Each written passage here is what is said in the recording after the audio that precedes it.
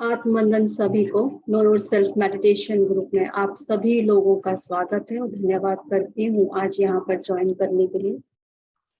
तो फ्रेंड्स, आज हम लोग जो रोज आत्मयोगी भवा का स्वाध्याय कर रहे हैं और हमारा दूसरा महाध्यान चक्रम शुरू हो गया है। आत्मयोगी भवा हमारे ब्रह्म ऋषि पितामह पत्री जी की जो किताब है, जो उनके द्वारा लिखी गई है, वो महाध्यान चक्रम पर ही आधारित है और जिसमें कि 6 जो उन्होंने विशाखापट्टनम में वहां पर किए हैं ध्यान चक्र, उस पर ही आधारित है। तो हमारा ये दूसरा स्टार्ट हुआ है, जिसमें से कल हमने फर्स्ट चैप्टर किया जो था ध्यान धर्म के बारे में। तो आज हमारे साथ हमारी एक बहुत ही प्यारी सी स्पीकर जुड़ी हैं, हमारी गेस्ट मधु सोनी जी। तो बहुत बहुत धन्यवाद और बहुत बहुत स्वागत आपका Madhu ji. Thank you. Know your self meditation group आपका तहे दिल से धन्यवाद करता है जो आपने समय निकाला। दोस्तों, मधु जी शिकागो से हैं और मैं जानती हूँ इस समय वहाँ पे क्या टाइम हो रहा होगा, और उन्होंने आज हमारे ग्रुप के लिए, and she is very talented, बहुत ही कहना चाहिए बहुत टैलेंट मास्टर हैं ये, और इतना विजडम है। तो मैंने सोचा आज हम अपने ग्रुप में उनको इनवाइट करते हैं उनकी शेयरिंग के लिए। तो मधु जी, आज हमें जो हमारा हमने कल किया था ध्यान धर्म के बारे में, तो ध्यान धर्म जो हमारे सर ने बताया है कि ध्यान जो है ये धर्म है जिसमें हमें 9 धर्म आगे जानने हैं। और ये जो, क्योंकि ध्यान का अर्थ है यानी कि जो धर्म की रक्षा करता है, धर्म उसकी रक्षा करता है। तो आगे हम समझेंगे धीरे धीरे धर्म कौन कौन से हैं, जिसमें से आज एक चैप्टर हमें मधु जी समझाएंगी, अहिंसा धर्म। तो ओवर टू यू मधु जी। मधु जी आज हमारे साथ स्वाध्याय करवाएंगी हमको और साथ में ध्यान भी करवाएंगी। तो थैंक यू सो मच। बहुत बहुत धन्यवाद और बहुत बहुत आभार आप सबका। आप सबको मेरी आवाज अच्छे से आ रही है? हाँ, मुझे तो आ रही है। क्या आप लोगों को आवाज क्लियर है मधु जी की? देखिए अभी आ रही है? क्लियर है, बिल्कुल क्लियर है। Thank you so much. So my dear masters, मैं मधु सोनी और मैं light and soul meditation group में ध्यान भी कराती हूँ। और आज मेरा सौभाग्य है कि मुझे ऋतु जी और मीनू जी के तरफ से मुझे ये अपॉर्चुनिटी मिली है कि मैं आत्मयोगी भव जो पत्री जी की बुक है उसका स्वाध्याय कर सकूं। और जो महिला ध्यान चक्र में है उसका आई थिंक दूसरा भाग है, राइट ऋतु जी? 2021 हाँ जी, वाला ना? हाँ, बिल्कुल, ये दूसरा भाग तो है हमारा। जी, तो मैं अपना सौभाग्य समझती हूँ। जरूर ये मेरा पहला स्वाध्याय रहेगा और मैं हमेशा इसको याद रखूंगी कि मेरा पहला स्वाध्याय ऋतु जी के ग्रुप में, नो योर सेल्फ वाले ग्रुप में था। So thank you so much. मतलब मैं बता भी नहीं सकती कि मैं कितनी आभारी हूँ कि आप सबने मुझे ये चांस दिया, ये मौका दिया, क्योंकि मैं कहीं ना कहीं हमेशा चाहती थी कि मैं बुक्स बहुत पढ़ती हूँ, मुझे बहुत शौक है, लेकिन क्योंकि जब छोटे बच्चे रहते हैं और काफी सारी चीजें रहती हैं तो हम समय ही नहीं निकाल पाते हैं। लेकिन अब मैंने सोचा, इंटेंशन डाला है, और देखिए जैसे ही इंटेंशन डाला मुझे सबसे पहले ऋतु जी की तरफ से आ गया, तो मेरा मतलब इंटेंशन मतलब वो पूरा होना शुरू हो रहा है। तो wonderful, thank you so much. और तो फिर हम शुरू करें क्या ऋतु जी? हाँ जी, हाँ जी, जी। तो मास्टर्स, ये जो आत्मयोगी भव की जो दूसरा धर्म है, पहला धर्म ऋतु जी ने करवाया था ध्यान धर्म। और उस ध्यान धर्म से जोड़ते हुए हम थोड़ा सा लेंगे, जैसे उन्होंने अभी बताया था कि जो धर्म की रक्षा करता है, धर्म उसकी रक्षा करता है। तो धर्मो रक्षति रक्षतः, रक्षितः। ऐसे है ना? हाँ हाँ, जी। रक्षतः। वो अभी मेरे पास मंत्र लिखा हुआ नहीं है उसका, मगर ये चीज जो मुझे समझ में आई कि हाँ, जिस धर्म की रक्षा करता है, तो धर्म उसकी रक्षा करता है। और ये मैंने सही में जब से ध्यान कराना शुरू किया है, तो मुझे ये एहसास हुआ है कि हाँ, जब आप सच्चे मन से और बिना किसी चीज जो रिटर्न आपको मिले उसके रिटर्न में अगर जब आप काम करना शुरू करते हैं, तो बहुत सारी जगह पर आपको बचाया जाता है, बहुत सारी जगह पे आपको प्रोटेक्ट किया जाता है, और आपको देखने की भी जरूरत नहीं है, वहां पे आपको आपके रास्ते खुलते चले जाते हैं। तो ये मैंने देखा है। तो ये बहुत अच्छी सीख है। अब जैसे हम अहिंसा धर्म की बात करते हैं, तो मैंने जो धर्म लिया है यहाँ पर आज स्वाध्याय करने के लिए, अहिंसा धर्म, तो मैं आपको एक एक पैराग्राफ पढ़ती जाऊंगी और फिर उसके ऊपर हम उसका अर्थ जो है वो उस पर व्याख्या करेंगे। अहिंसा धर्म के बारे में लिखा है, ये 23 दिसंबर को हुआ था और उसमें है कि ध्यान धर्म के बाद अहिंसा धर्म आता है। धर्म का दूसरा नाम है न्याय परायणता। जो सही है यही धर्म है, जो सही नहीं है वह अधर्म है। यदि आप धर्म से चूक गए तो आप अधर्म कर रहे हो। जिस प्रकार चित्र और वीडियोग्राफी करते समय फोकस सही रखना है तभी चित्र सही आएगा, ऐसे ही जब मैं बोल रहा हूँ मुझे सही तरीके से बोलना है। आप सुन रहे हो तो आपको सही तरीके से सुनना है, सही पद्धति से हर काम करना है। इसके लिए गौतम बुद्ध ने हमें अष्टांग मार्ग दिया है। तो मास्टर्स, ये पत्री सर की द्वारा लिखी गई बुक है और पत्री सर के शब्द हैं ये, इसलिए मैं बोल रहा हूँ और वो इस तरह से बता रहे हैं। तो उनका ये मतलब है, हम अष्टांग मार्ग के बारे में आगे सुनेंगे, मगर पहले कि ध्यान धर्म के बाद अहिंसा धर्म आता है और धर्म का दूसरा नाम, अगर आप जहां पर भी जस्टिस है तो वो धर्म को फॉलो करना, न्याय परायणता, उसका अर्थ यही है कि आप उसको न्याय, हर जगह न्याय हो, हर जगह न्याय के साथ कार्य हो, और वही सबसे बड़ा धर्म है कि दूसरा नाम, धर्म का दूसरा नाम न्याय परायणता है। जब जो भी चीजें सही हो रही हैं, सबके भले के लिए हो रही हैं, तो वही धर्म है। जो सही नहीं है और जो सही नहीं है वह अधर्म है। तो वो ये कहते हैं कि जो भी अगर कार्य हम अगर सही नहीं करते हैं, गलत रास्ते पे जाते हैं, तो वह हम अधर्म कर रहे होते हैं। और अगर हम किसी कार्य को करते करते चूक जाते हैं तो वो भी अधर्म का भागी होता है। जिस प्रकार हम जब कैमरे को फोकस करते हैं और जब हम वीडियो बनाते हैं तो हम कोशिश करते हैं कि वो फोकस होता रहे। तो 1 सेकेंड मास्टर्स, 1 सेकेंड रुकिएगा।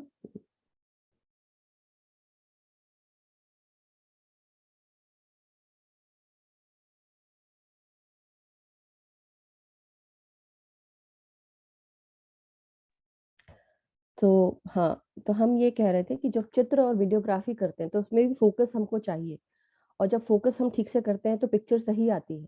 उसी प्रकार कोई भी कार्य जब आप करते हैं तो आप सही तरीके से करें। जब आप सही तरीके से जब वो कार्य करते हैं तो उसका अर्थ ये होता है कि आप जो भी कार्य कर रहे हैं, आपका कार्य अच्छा होगा, पूर्ण होगा।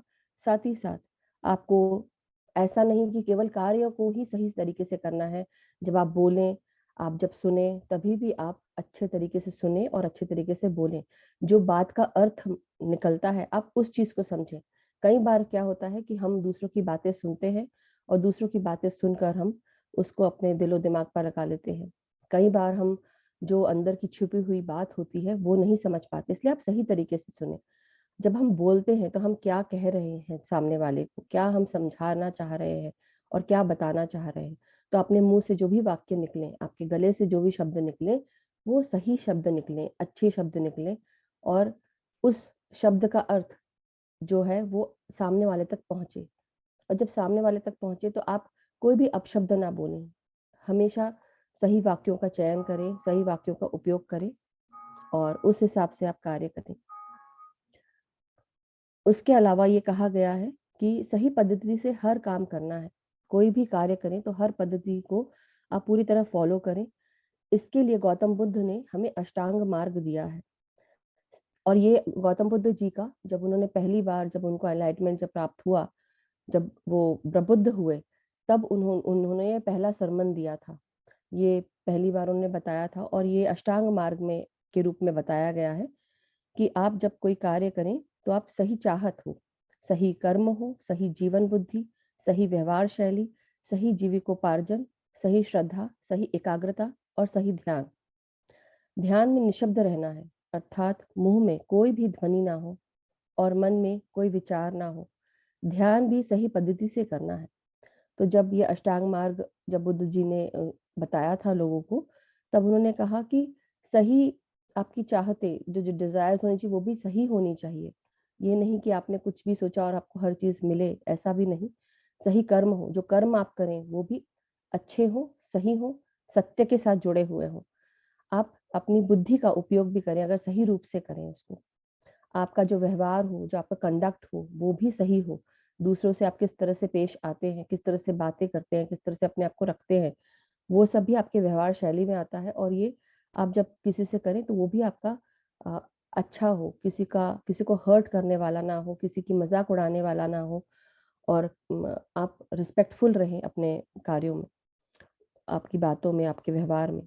आप सही तरीके से जी जैसे यहाँ लिखा हुआ है 5वां कि सही जीविकोपार्जन। तो आप सही तरीके से अगर अपनी जीविका चलाने का जो भी साधन है आपका, जो भी आप कार्य करते हैं, पैसे कमाते हैं, जिस रूप में भी कमाते हैं, आप सत्य के साथ कमाएँ। आप सत्यता रखें अपने कार्यों में, और कोई भी कार्य करें तो आप उसमें झूठ का प्रयोग ना करें। किसी को नीचा दिखाने के लिए या किसी से आगे बढ़ने के लिए हम झूठ का सहारा लेकर आगे बढ़ें, वो बिल्कुल भी सही नहीं है। और चाहे वो पैसे कमाने का ज़रिया ही क्यों ना हो, चाहे आपको कितना भी प्रॉफ़िट हो रहा हो, लेकिन आप अगर वो सत्य के साथ जुड़ा है, सत्य है आपके कार्यों में, तो आप ज़रूर सही तरीके से आप पैसे कमाएँ। आपकी श्रद्धा भी सही होनी चाहिए। ये नहीं कि आप दिखाने के लिए आप सिर्फ़ कर रहे हैं कार्य, आपकी जो श्रद्धा है किसी के प्रति, वो भी सही रूप में हो।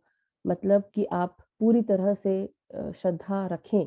ये नहीं कि जैसे कई बार ऐसा होता है, हमने कई बार देखा है कि अ, आजकल हमने बहुत सारी न्यूज़ में सुना हुआ है कि कई गुरु को बहुत सारे व्यक्ति फ़ॉलो करते हैं, उनको उनके चेले होते हैं। और कुछ समय के बाद क्या होता है, जब कुछ ऐसी खबर आ जाती है उनके बारे में, गुरुओं के बारे में, तो वो क्या करते हैं, वो उनको छोड़ देते हैं। तो लेकिन जो गुरु होता है, वो तो गुरु होता है, चाहे वो अच्छा हो, बुरा हो, गुरु तो गुरु ही हुआ आपका। लेकिन कई बार ये भी हमने देखा गया है कि कुछ लोग आँख बंद करके बिल्कुल अंधाधुंध फ़ॉलो करते हैं, तो वो भी नहीं करना है आपको। लेकिन जो गुरु है, जो आपका गुरु जिससे आपने सीखा है, वो आपका हमेशा गुरु ही रहेगा। वो आप कभी भी उसको उस उपाधि से उसको नीचे नहीं कर सकते। आप श्रद्धा रखें उस बात पे। साथ ही साथ अब यहाँ लिखा है सही एकाग्रता, तो आप सही एकाग्रता किस तरह से आप एकाग्र होकर कोई भी कार्य करते हैं। जब आप करें कार्य, तो आप पूरा ध्यान उसी कार्य पे रखें। ना आप कुछ और सोचें वो कार्य करते वक़्त, ना कुछ और आप आगे जाएँ, ना पीछे जाएँ, ना पास्ट में जाएँ, ना फ्यूचर में जाएँ। तो ये चीज़ है इनके अष्टांग मार्ग की ये 7वीं बात। और 8वां है सही ध्यान। तो आप ध्यान भी जो है जब करें, तो आपका ध्यान किस प्रकार होना चाहिए? ध्यान इस तरह से होना चाहिए कि जब आप ध्यान में बैठे, आप 10 मिनट भी अगर ध्यान आपका लग जाए या 5 मिनट भी आपका ध्यान सही तरीके से लगता है और आप एकदम शून्य स्थिति में चले जाते हैं। आपके मन के सारे जो विचार हैं, जब जैसे हम आनापानसति ध्यान करते हैं, बुद्ध जी की जो जो उन्होंने बताया है सभी को कि आनापानसति ध्यान सबसे सरल और सबसे आसान ध्यान है, कोई भी कर सकता है, चाहे वो छोटा बच्चा क्यों ना हो, 5 साल से ऊपर से लेके हम जितने भी बड़े लोग हैं या बुजुर्ग हैं हमारे, सभी आराम से कर सकते हैं। तो ध्यान भी कैसा हो? ध्यान वैसा हो कि जब आप अपने साँसों के साथ एक हो जाएँ, तो आप अपने आप को भूल जाएँ और सिर्फ़ ध्यान में लीन हो जाएँ। सारे विचार आपके शून्य हो जाएँ। तो ये इस प्रकार का ध्यान सही ध्यान है, जहाँ पर आप सुध-बुध भूल बैठे हो और पूरा ध्यान सिर्फ़ परमात्मा में लीन हो। परमात्मा क्या? ये परमात्मा की ऊर्जा, ये हमारे चारों तरफ जो मौजूद है, उस ऊर्जा में आप लीन हो चुके हैं। तो यही इस प्रकार का ध्यान जहाँ पे आपकी समाधि लग जाए, आप सब कुछ भूल जाएँ और सिर्फ़ एक ही जगह पूरा ध्यान इस तरह से लगे आपका कि आप खो जाएँ, तो जहाँ पे कोई विचार ना हो, तो उसी तरह के ध्यान को वो सही ध्यान कहते हैं। अब हम जब आगे और चलते हैं, तो हम ये समझ रहे हैं कि ध्यान भी जब आप कर रहे हैं, तो ध्यान में निःशब्द रहना है। जब आप ध्यान करें, तो आपके मुँह से कोई शब्द ना निकले, आवाज़ ना निकले। और अर्थात मुँह से कोई भी ध्वनि ना हो, तो वो जो साउंड है, वो साउंड भी ना आए, कोई ध्वनि भी ना हो कि आपने ओम का उच्चारण किया, कोई मंत्र का उच्चारण किया। आप कर सकते हैं, कोई बुरी बात नहीं, लेकिन आप ध्यान में बैठे हैं अगर, तो आप अगर निःशब्द ध्यान करें, तो आप बिल्कुल निःशब्द ही होना चाहिए, किसी भी प्रकार की कोई ध्वनि ना हो।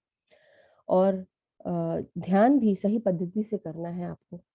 तो आप पद्धति आप जो फ़ॉलो कर रहे हैं, जैसे हम आनापानसति ध्यान करते हैं, तो उसमें आप क्या पद्धति फ़ॉलो करते हैं?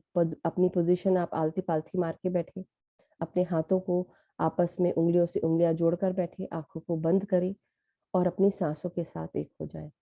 भीतर आती हुई सांस और बाहर जाती हुई सांस, और पूरा ध्यान सिर्फ सांसों पर, और किसी भी चीज पर आपका कोई भी विचार नहीं हो। अगर विचार आ भी जाए तो आप उनको छोड़कर वापस अपने सांसों पे आ जाए।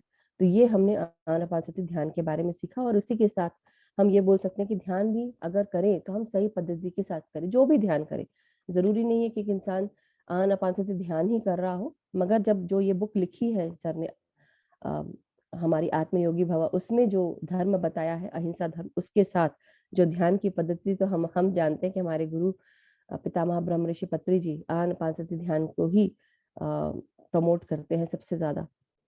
दो प्रकार का धर्म है, स्वधर्म और परधर्म।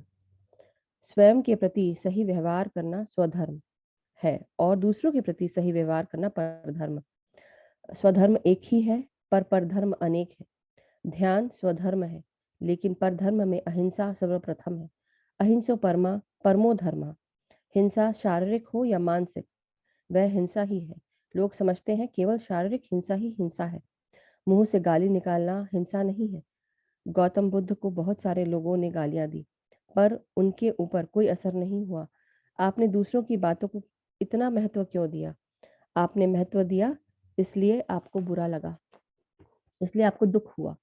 तो माय डियर मास्टर्स, यहाँ पे सर ये लिख रहे हैं कि धर्म धर्म के बारे में बता रहे हैं, धर्म के प्रकारों के बारे में, कि धर्म दो प्रकार के हैं। एक स्वधर्म, एक जो हमारा धर्म क्या कहता है, और एक परधर्म जो हम दूसरों के प्रति करते हैं, वो धर्म हमें क्या बतलाता है।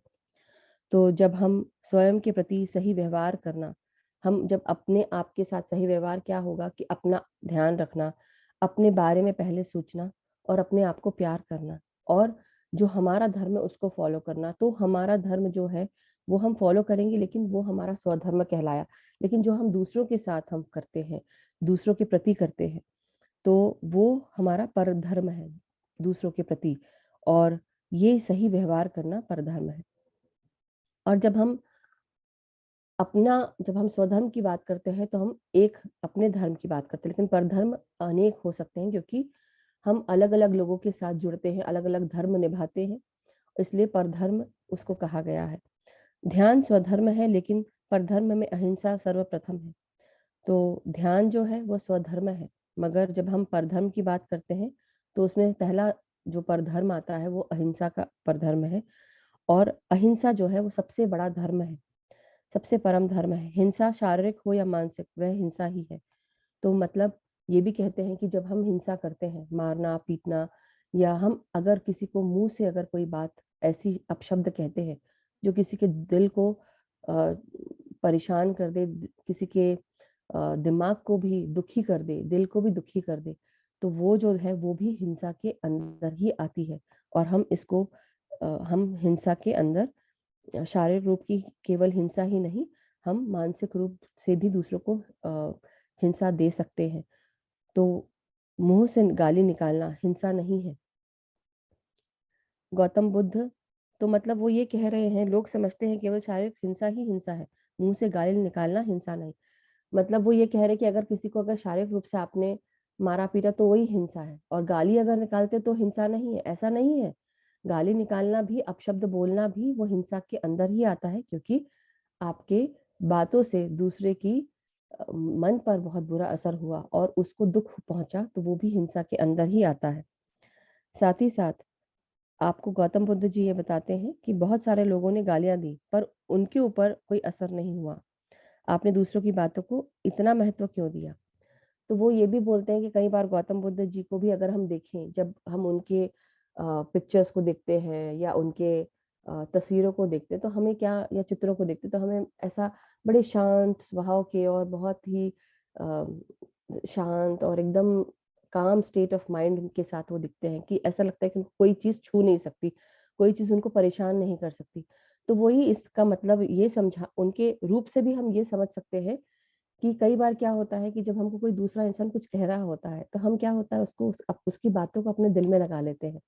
और जब दिल में लगा लेते हैं तो हमारे मन दिमाग पे हम जोर डालती है, वो सुनते हैं, समझते हैं, और उसको दिल पे लेके बैठ जाते हैं, क्योंकि हमने सुना समझा, और जो समझा उसको अपने दिल में उतार लिया, और अब हमारे शरीर पे भी असर हो रहा है, दुखी हो रहे हैं, हम चिढ़ रहे हैं, गुस्सा कर रहे हैं, क्योंकि उसने, उस इंसान ने ऐसा कह दिया। तो गौतम बुद्ध जी ये कहते हैं कि आपने क्योंकि उसकी बातों को महत्व दिया, आपने उसकी बातों को लगने दिया, इसलिए आपको तकलीफ हुई और आप उसको लेकर बैठ बैठ गए। अब तभी आपको तकलीफ हो रही है और इसलिए आपको दुख हुआ। तो मैं इससे जुड़ा हुआ एक प्रेजेंट डे का किस्सा सुनाती हूँ मैं आप सबको, कि हमारी बीके शिवानी जी का एक प्रसंग हुआ था और वहाँ पे उनका सेशन चल रहा था। तो उन्होंने ये मेरे को बहुत अच्छा प्रसंग लगता है, इसलिए मैं सबको शेयर करती हूँ। तो वो वहाँ पे बहुत बड़ा ऐसा सरमन दे रही थी वो भी, और बता रही थी लोगों को बहुत सारी बातें। तो उन्होंने सामने ही दो लोग बैठे हुए थे। एक बहुत ही सुंदर सी साड़ी पहन के एक लेडी बैठी हुई थी और एक आदमी जो है वो रेड जैकेट पहन के बैठा हुआ था। तो सुंदर सी साड़ी वाली को उन्होंने उठाया और बोला शिवानी दीदी ने कि अरे कैसी चमकदार साड़ी पहन के रखी, ऐसी जगह पे आता है क्या कोई इस तरह से साड़ी पहनकर? अब उस औरत को कहा और वो औरत चुप खड़ी रह गई, कुछ नहीं बोला उसने। तो शिवानी दीदी बोलती है, आपको बुरा लगा जो मैंने कहा? तो बोलती है, "हाँ, थोड़ा तो लगा।" तो बोलती है कि अब आप इसको कब भूलेंगी? आज भूलेंगी, कल भूलेंगी, परसों भूलेंगी, 1 हफ्ते के बाद भूलेंगी, 1 महीने के बाद भूलेंगी, 1 साल के बाद भूलेंगी या 10 साल के बाद भूलेंगी? तो बोली, टाइम तो लगेगा थोड़ा भूलने में क्योंकि आपने मुझे सबके सामने कहा। और वो भी इस तरह से हँसते हुए बोल रही थी। फिर उसकी उन्हीं के बाजू में एक आदमी बैठा हुआ था, वो रेड जैकेट वाला, उसको कहा, अरे भाई साहब, आप खड़े हो जाइए, ऐसे करके बोला। तो वो खड़े हुए। तो उन्होंने बोला कि आपको ऐसी जगह आप आए हैं और ऐसे चटकदार लाल जैकेट कोई पहन के आता है? मतलब सोचने की बात है कि आप भी आए हैं, तो आप कैसे आप पहन कर आए हैं? तो फिर उन्होंने पूछा कि अब आपको कैसा लगा? तो बोलता है, हँसते हुए आदमी बोलता है, मुझे तो बड़ा अच्छा लगा। तो बोला क्यों? बोला भाई मुझे तो इसलिए बड़ा अच्छा लगा क्योंकि आपने मेरा नाम ही ले लिया, मैं तो बड़ा खुश हूँ, चलो मेरा आज सबने मेरा जैकेट भी देखा, मुझे भी देखा, मैं बड़ा खुश हूँ। तो आप समझ रहे हैं डिफरेंस, चीज़ों में डिफरेंस, कि आग ये आपके ऊपर है। हम किस चीज़ को महत्व देते हैं, हम किस तरह से समझते हैं और हम किस चीज़ को कितना महत्व देके क्या अपने अंदर उतार रहे हैं, वो बहुत महत्वपूर्ण है। जब हम ये चीज़ करते हैं तो हमें समझ में आता है कि हमें कितना महत्व देना है लोगों की बातों को। हम सुनते तो बहुत कुछ है और हम अगर अपने आप को ऐसे सोचे कि अरे हमें कोई फ़र्क ही नहीं पड़ता, बोलने दो उसको, जो बोल रहा है बोलने दो, या आप ध्यान ही मत दो, तब आपको दुःख भी नहीं होगा। तो यहाँ यही कहा है, आपने दूसरों की बातों को इतना महत्व क्यों दिया? आपने महत्व दिया इसलिए आपको दुःख हुआ। यदि यदि किसी के हाथ-पाँव तोड़ दिए या जान से मार दिया, तो यह शरीर के ऊपर हिंसा है। मानसिक हिंसा तभी होती है जब हम दूसरों की बातों को महत्व देकर उनको अपने मन के ऊपर ले लेते हैं। किसी ने मुझे गाली दी और उस पर मैंने प्रतिक्रिया नहीं की, तो यह मेरे लिए मानसिक हिंसा नहीं है। माँ-बाप बच्चों को डाँट सकते हैं मगर मार नहीं सकते। तो क्या होता है यहाँ, ऐसा कहा जा रहा है कि माँ-बाप बच्चों को डाँट सकते हैं, मार नहीं सकते। अब बाकी की कहानी तो हम बता ही चुके हैं और इसको समझा ही चुकी, तो अब मैं उसके पीछे नहीं जाऊँगी, मगर फिर भी मैं ये बोलूँगी आप सबको कि जब हम दूसरों को मारते हैं शारीरिक रूप से, जब उनको अगर हिंसा करते हैं तो शरीर पे चोट आती है और शरीर के ऊपर चोट आते हुए भी क्या होता है, हमारा कुछ समय तक दिल, मैंने भी मार खाई है ना माँ-बाप से, तो मुझे पता है कि दुःख होता है। जब हम छोटे रहते हैं, शैतानी करते हैं, तो हम वो सब फ़ील कर पाते हैं कि अच्छा तुमने शैतानी की, क्योंकि सुन नहीं रहा है बच्चा। अब माँ-बाप भी कितने बार वो करें। मगर मेरे को ये चीज़ इस प्लेटफ़ॉर्म पे तो नहीं बोलनी चाहिए, लेकिन मैं फिर भी बता रही हूँ कि मैं बहुत शैतान थी और मैं बहुत शैतानी किया किया करती थी। तो बाकी किसी से तो नहीं, पापा से तो ज़रूर पढ़ती थी और उसके बाद जब थोड़े बड़े हो गए तो फिर पापा ने बंद कर दिया कि लड़कियाँ हैं सोच के। मगर यही है कि जब हमको माँ-बाप हमें मारते हैं, तो वो प्यार की मार होती है। इस तरह से मार नहीं होती कि वो हमारे दिल तक एकदम हमें घर कर जाए, क्योंकि आज भी मेरे को मेरे पापा के लिए बड़ा प्यार है। तो मैं उनकी मार को भी मैं सर आँखों पे रखती हूँ कि कोई बात नहीं पापा, आपने मारा लेकिन वो ज़रूरी था। तो बहुत फटके खाए, ऐसे बोलते हैं ना हम, तो ज़रूर। तो एनी हाउ हम आगे बढ़ते हैं अब। तो माँ-बाप बच्चों को जब डाँट सकते हैं मगर मार नहीं सकते। डाँटते तो ज़रूर हैं, मारते भी हैं तो भी वो उस मार में भी प्यार होता है। लेकिन वो हिंसा के रूप में नहीं आएगा। अगर किसी ने मुझे गाली दी और मैंने उसको नहीं सुना, जो चाहे बोलो आप, कोई फ़र्क नहीं पड़ता मुझे। तुम्हें दिमाग नहीं है, दिमाग होता तो आप बोलते नहीं, और आपने बोला, वो आपकी आपके बिहेवियर को दिखा रहा है, आपका कंडक्ट दिखा रहा है। तो मैंने नहीं लिया तो मुझे कोई फर्क नहीं पड़ा, और मैंने उस चीज को कि इस इंसान को दिमाग नहीं है व्यक्ति को, और वो छोड़कर मैं आगे बढ़ गई। तो मतलब मेरे ऊपर हिंसा नहीं हुई, और ना ही मैंने अपने दिमाग, ना ही मेरे दिमाग ने सुना, ना ही मेरे कान ने सुना, ना ही मैंने अपने दिल में उतारा, मतलब मेरे शरीर को हानि ही नहीं पहुंची। तो ये उस रूप में बताया जा रहा है कि अगर आपका सबकॉन्शियस माइंड नहीं सुनता है, और वो आप उसको सुनकर या उसको आप पकड़ के नहीं रखते, तो आपका सबकॉन्शियस माइंड उसको होल्ड नहीं करता, और आपके शरीर पे वो असर नहीं होता। जब शरीर पे असर नहीं होता तो क्या होता है, आप बीमार भी नहीं पड़ते, और आप उससे अलग हो जाते हो। तो बहुत ही गूढ़ बातें कही है सर ने। जानवरों को मारना हिंसा है। मानव मांस खाकर भगवान के सामने प्रार्थना करता है, भगवान मेरी रक्षा करो। दूसरों को मारते हो और अपनी रक्षा चाहते हो। मंदिर के सामने मांस की दुकान खोलते हो, एक तरफ प्रार्थना करते हो, दूसरी तरफ जीव हत्या करते हो। जैसा तुम दूसरों के साथ व्यवहार करते हो, वैसा ही व्यवहार तुम्हारे साथ भी होगा। धर्म करोगे तो धर्म होगा, अधर्म करोगे तो अधर्म होगा। जो भी करना है करो, खुली छूट है, पर जैसा करोगे वैसा ही भरोगे। मारोगे तो मारे जाओगे, रक्षा करोगे तो रक्षा होगी। जो दूसरों के साथ करोगे वही वापस आएगा।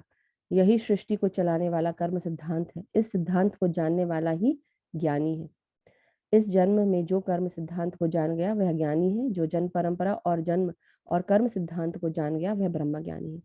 तो अब हम जब बात करते हैं कर्म सिद्धांत की, तो कर्म सिद्धांत क्या कहता है? कर्म सिद्धांत कहता है कि जो आपने बोया वही आप काटोगे, जो आप कर रहे हो वही आपको वापस मिलने वाला है। दूसरों के लिए बुरा सोचते हो तो आपके साथ भी वही बुरा होता है। दूसरों के लिए गड्ढा खोदोगे, आप ही उसमें खुद गिरने वाले हो। तो ये सब कर्म सिद्धांत की बातें हैं। बहुत सारे कोटेशन आप सबने सुने होंगे। उसी के साथ कहा है कि जानवरों को मारना हिंसा है। और ये ज़रूर हमने देखा है कि कई लोग मांसाहार करते हैं, और उसको हम सोचते हैं कि हमने तो नहीं काटा। हम बाज़ार से लेकर आते हैं और खरीद कर लेकर आते हैं, और उसको सोचते हैं कि हमने तो नहीं काटा, दूसरे ने काटा है, दूसरे ने मारा है, और हम पैसे देते हैं और ले आते हैं और अपने घर में हम बनाते हैं। लेकिन क्या आप सबने सोचा है? सोचा तो होगा ही, मगर फिर भी बताने के लिए बता रही हूँ आप सबको कि हमने ये सोचा है कि हम वो पैसे देकर आते हैं, अपनी एनर्जी जो मनी एनर्जी है वो हम देकर आते हैं, और बदले में हम क्या लेकर आते हैं? जिस इंसान के जिसने काटा, जिसने ये सब तैयार करके दिया आपको, उसके साथ वो कर्म भी आप लेके आते हो। पैसे दे दिए और कर्म आपने ले लिए। जो काटा पीटा, जो उस मांसाहार में, या जो मांस जो आप लेकर आए हैं, जो जानवर मरा हुआ है उसको आप लेकर आके खाना बनाना चाहते हैं उसका, तो आप सोचिए कि उसके साथ उस शरीर में जब उसको मारा गया होगा तो उसके शरीर में कितना दर्द होगा, पीड़ा होगी और दुख होगा, अग्रेशन होगा, डर होगा, भय।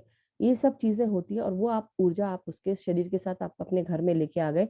आप शव को भी अपने घर में नहीं रखते। कोई किसी की मृत्यु हो जाती है तो हम फ्रिज में नहीं रखते उसको। हम मांसाहार को लाके लोग फ्रिज में रख देते हैं, अंडा हो, कोई चीज चिकन हो, ये वो सब आप रख देते हो। तो मतलब वो मरी हुई चीज आपने फ्रिज में रख ली। लेकिन जब इंसान मर जाता है तो आप उसको बर्फ के सिले पे लिटा के एक दिन के अंदर उसको आप बाहर करने की कोशिश करते हैं कि आप किसी तरह से जल्दी, नहीं तो बदबू मारने लगेगा। ये नहीं सोचा जो खा रहे हैं उसमें कितनी बदबू होगी, या कितनी कितनी सड़न होगी, और कितनी तकलीफें होगी जो हमारे पेट में जाएगा, और वो पेट में जाकर हमारे अंदर क्या करेगा, साथ ही साथ हमारे कर्म वो भी बन रहे हैं। तो ये तो खाने पीने की बात हो गई। लेकिन फिर भी जब हम ये हिंसा हो रही है तो हम भी हिंसा कर ही रहे हैं दूसरे रूप में। लेकिन हम आप जैसे बोलते हैं ना, शायद कान को ऐसे बोल लो, नाक को पकड़ लो आप। नाक को पकड़ो, एक हम इस तरह से पकड़ने की कोशिश करें, हाथ को पीछे करके कान को इस तरह से पकड़े। मैं ऐसे भी पकड़ सकती हूँ, लेकिन मैं कान को अगर ऐसे करके पकड़ूं तो दैट मीन्स हम कर तो रहे हैं, लेकिन पकड़ तो कान ही रही हूँ मैं, चाहे ऐसे पकड़ू या वैसे पकड़ू। तो आपकी भी जो कर्मा है वो आप पकड़ ही रहे हैं। आप क्या कर रहे हैं? आप मनी एनर्जी देके वो कर्म ले रहे हैं, और वो जो हिंसा जो उस इंसान ने की, आपने नहीं की, लेकिन वो हिंसा भी आपके ऊपर आ गई कि आप ही ने हिंसा की है। साथ ही साथ आप फिर उसके बाद मानव मांस खाकर भगवान के पास जाता है और बोलता है कि भगवान मेरी रक्षा करो, मेरे साथ अच्छा करो, मेरे मेरे को ये वरदान दो, और ये ऐसा करो वैसा करो, आप बोलते हैं। लेकिन कैसे करेगा? भगवान की भी जैसे बोलते हैं ना कि जो भी चारों तरफ चल रहा है इस यूनिवर्स में, आप जो भी कर रहे हैं, कोई भी एक छोटी से छोटी चीज भी ऐसी नहीं है जो बिना देखे या जिसको अनदेखा किया जाता है यूनिवर्स की तरफ से। हर चीज का हिसाब होता है।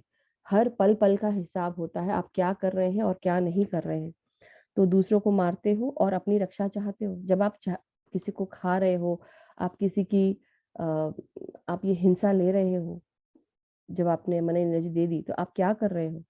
आप चाहते हो कि आपकी कोई रक्षा करे, आपने आपकी रक्षा कैसे होगी? आपने तो मनी एनर्जी देकर आपने वो कर्म कमा लिए, तो ऐसे कैसे रक्षा हो सकती है? एक तरफ प्रार्थना करते हो, दूसरी तरफ जीव हत्या करते हो। जैसा तुम दूसरों के साथ व्यवहार करते हो, वैसा ही व्यवहार तुम्हारे साथ भी होगा। तो ये तो बहुत ही क्लियर है कि हम जैसा करेंगे वैसा भरेंगे। धर्म करोगे तो धर्म होगा, धर्म के साथ जुड़कर आप धर्म के कार्य करोगे तो धर्म आपकी रक्षा करेगा और अधर्म आपको हेल्प करेगा, और धर्म ही होगा आपके साथ भी। और जैसा व्यवहार करोगे वैसा ही होगा। जो भी करना है आपको खुली छूट है। अगर आप अधर्म करोगे तो अधर्म ही होगा, और अधर्म जब इंसान करता है तो उसके साथ वो कर्म जुड़ने लगते हैं, और उसी तरह की एनर्जी जाती है, वही रेडिएट होती है, और वही आपके फ्रीक्वेंसी में, आपके पूरे चारों तरफ उसी तरह की चीजें होने लगती हैं। आप अधर्म ही इकट्ठा करने लगते हैं और वही चीजें होती हैं। तो मारोगे तो मारे जाओगे, रक्षा करोगे तो रक्षा होगी।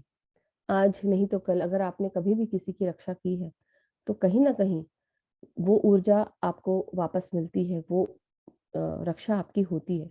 तो निश्चिंत रहकर बिल्कुल भी आप आराम से आप आगे बढ़े, और आप निडर रहें कि जब आपने कार्य अगर अच्छे किए हैं, सत्य के साथ किए हैं, तो सत्य ही आपके साथ जुड़ा रहेगा। और यही सृष्टि को चलाने वाला कर्म सिद्धांत है। इस सिद्धांत को जानने वाला है, जो इस सिद्धांत को जान जाता है वो ज्ञानी है। इस जन्म में जो कर्म सिद्धांत को जान गया वो ज्ञानी है। तो ये कर्म सिद्धांत है, जो इस चीज को समझ गया कि जैसा मैं करूंगा वैसा मुझे मिलेगा। ये कर्म सिद्धांत, जो मैं बोऊंगा, जो मैं कर रहा हूँ वही मुझे मिलेगा। तो जब वो समझ जाता है तो वो इंसान ज्ञानी है। और जो जन्म परंपरा और कर्म सिद्धांत को जान गया वह ब्रह्म ज्ञानी है।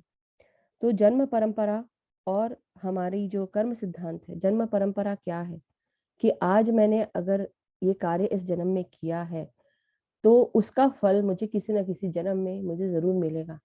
अच्छा बुरा जैसा किया मैं वैसा भोगूंगा या भोगूंगी। तो जो भी जन्म मैं लेती हूँ, चाहे मैं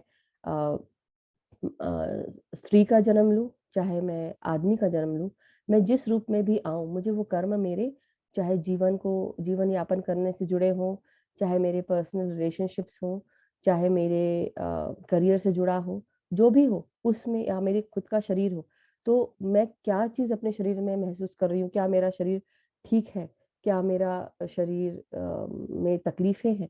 तो जो भी मैंने पिछले जन्मों में कर्म किए हैं, या इस जन्म में जो कर्म कर रही हूँ, वो आने वाले जन्मों में, अगर मेरा जन्म आने वाला है तो मैं उस जन्म में मैं जो भी पाऊंगी वो मेरे किए हुए इस जन्म के कर्मों के साथ जुड़ा रहेगा।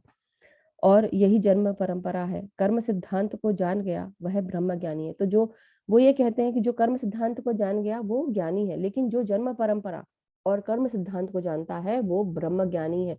ब्रह्म ज्ञानी वो है जो इंसान अपने पिछले पिछले जन्मों को भी जानता हो। ज्ञानी वो है कि जो इस जन्म को समझ के कार्य कर रहा हो। लेकिन जो ब्रह्म ज्ञानी होता है, ब्रह्म का मतलब कि जो आप क्रिएटर हो, क्रिएटर, उस क्रिएशन का ज्ञान हो आपको, कि आपकी जितनी भी क्रिएशन हुई है, जितने बार भी आपने इनकारनेशन लिया है, उसका ज्ञान होने से वो इंसान ब्रह्म ज्ञानी कहलाता है। ज्ञानी को एक ही जन्म का ज्ञान है, लेकिन ब्रह्म ज्ञानी को पिछले जन्मों का भी ज्ञान है। श्री और फिर एक बहुत ही सुंदर एक अ, मंत्र है, एक दोहा है। बहुना जन्म बहुना जन्म नामन्ते ज्ञान वानमा प्रपद्यते वासुदेव सर्वमिति स महात्मा सुदुर्लभः। उसका अर्थ यहाँ पे लिखा भी हुआ, और श्री कृष्ण कहते हैं, श्री कृष्ण ने कहा, अर्जुन, मैं और तुम अनेका अनेक जन्म ले चुके हैं। तुम सिर्फ ज्ञानी हो, मैं ब्रह्म ज्ञानी हूँ। मुझे अपने और तुम्हारे सभी जन्मों का ज्ञान है। पांडव ज्ञानी है यानी उत्तम पुरुष है, कृष्ण ब्रह्म ज्ञानी यानी पुरुषोत्तम है, और कौरव अज्ञानी है। तो वही श्री कृष्ण कहते हैं कि अर्जुन, मैं और तुम, मतलब उन्होंने, कृष्ण ने और अर्जुन ने कई बार जन्म लिया है, और तुम सिर्फ ज्ञानी हो क्योंकि तुम्हें इस जन्म का भान है, लेकिन मैं ब्रह्म ज्ञानी हूँ क्योंकि मुझे मेरे और तुम्हारे हर जन्मों का भान है। और हमने कहाँ कहाँ कब कब क्या क्या किया वो सब हमें पता है। मुझे और तुम्हारे सभी जन्मों का ज्ञान है। पांडव भी इसी जन्म को जानते हैं क्योंकि वो भी ज्ञानी है। उनको, यानी कि वो उत्तम पुरुष है, जो ज्ञानी है वो उत्तम पुरुष है। कृष्ण ब्रह्म ज्ञानी यानी पुरुषोत्तम है, पुरुषों में उत्तम पुरुषोत्तम। और कौरव अज्ञानी है, जिनको इसका भान नहीं है, जिनको कर्म सिद्धांत के बारे में नहीं पता कि जो कर्म करोगे वही, जो भी कार्य आप कर रहे हैं उसी का फल आपको भोगना पड़ेगा। तो इसलिए उन्होंने द्रौपदी का अपमान किया। जो आँखों से नहीं दिखाई देता, वह नहीं, ऐसा सोचना ही अज्ञान है। जैसे मैंने कहा था पहले कि यूनिवर्स में कोई भी चीज़ घट रही है, कोई भी कार्य हो रहा है, किसी के द्वारा भी हो रहा है, हर चीज़ का एक अकाउंट बना हुआ है। सबको अपना किया हुआ भुगतना होता है, चाहे अच्छा हो। अगर मैंने जो भी कार्य किए तो उसका फल मुझे ज़रूर मिलेगा, चाहे छोटा हो या बड़ा। लेकिन किसी न किसी जन्म में मैं वो उसको ज़रूर प्राप्त करूँगी। उसी तरह से है कि जो आँखों से दिखाई नहीं देता, ज़रूरी नहीं कि जो दिख रहा है वही आपको मतलब वही दिख रहा हो। कुछ चीज़ें ऐसी होती हैं जो नहीं दिख रहा हो, तो आपके सामने नहीं हुई, लेकिन वो उसका लेखा-जोखा है। और ऐसा सोचना ही अज्ञान है कि वो नहीं दिख रहा है। जैसे अगर हम सूर्य की बात करते हैं, जब सूर्योदय होता है, तो क्या होता है, जो हमारा ये संसार है उसमें चंद्रमा चंद्रमा भी एक तरफ है, तारे भी हैं और सूर्योदय भी हो रहा है।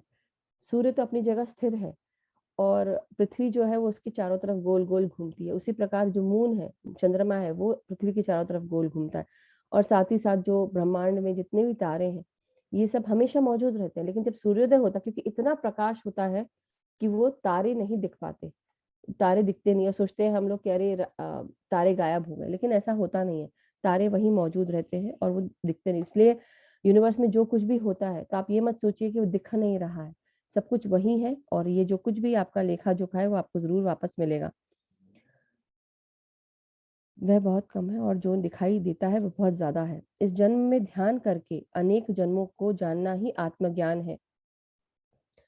अगर आप इस जन्म में ध्यान से जुड़ जाते हैं और ध्यान के साथ जुड़कर जब आप अपने अनेकानेक जन्मों के बारे में जानते हैं, तो वो आपका आत्मज्ञान है, वही आत्मज्ञान है। भगवत गीता पढ़ने से पिछले जन्मों का पता नहीं चलता।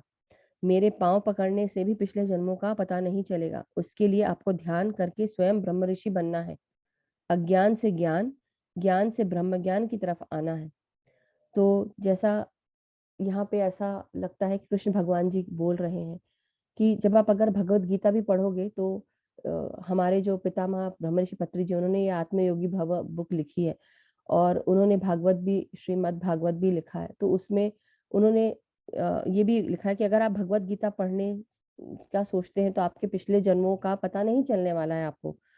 और वैसे ही कृष्ण भगवान भी इसी तरह से बोलते हैं, अगर आप मेरे पाँव भी पकड़ते हो तो आपको ऐसा नहीं है कि आपको पिछले जन्मों का पता चल जाएगा। उसके लिए आपको ध्यान करना पड़ेगा। जब आप ध्यान करते हैं जब आपको सारे जन्मों का भान होता है, तब आप ब्रह्म ऋषि बन जाते हैं।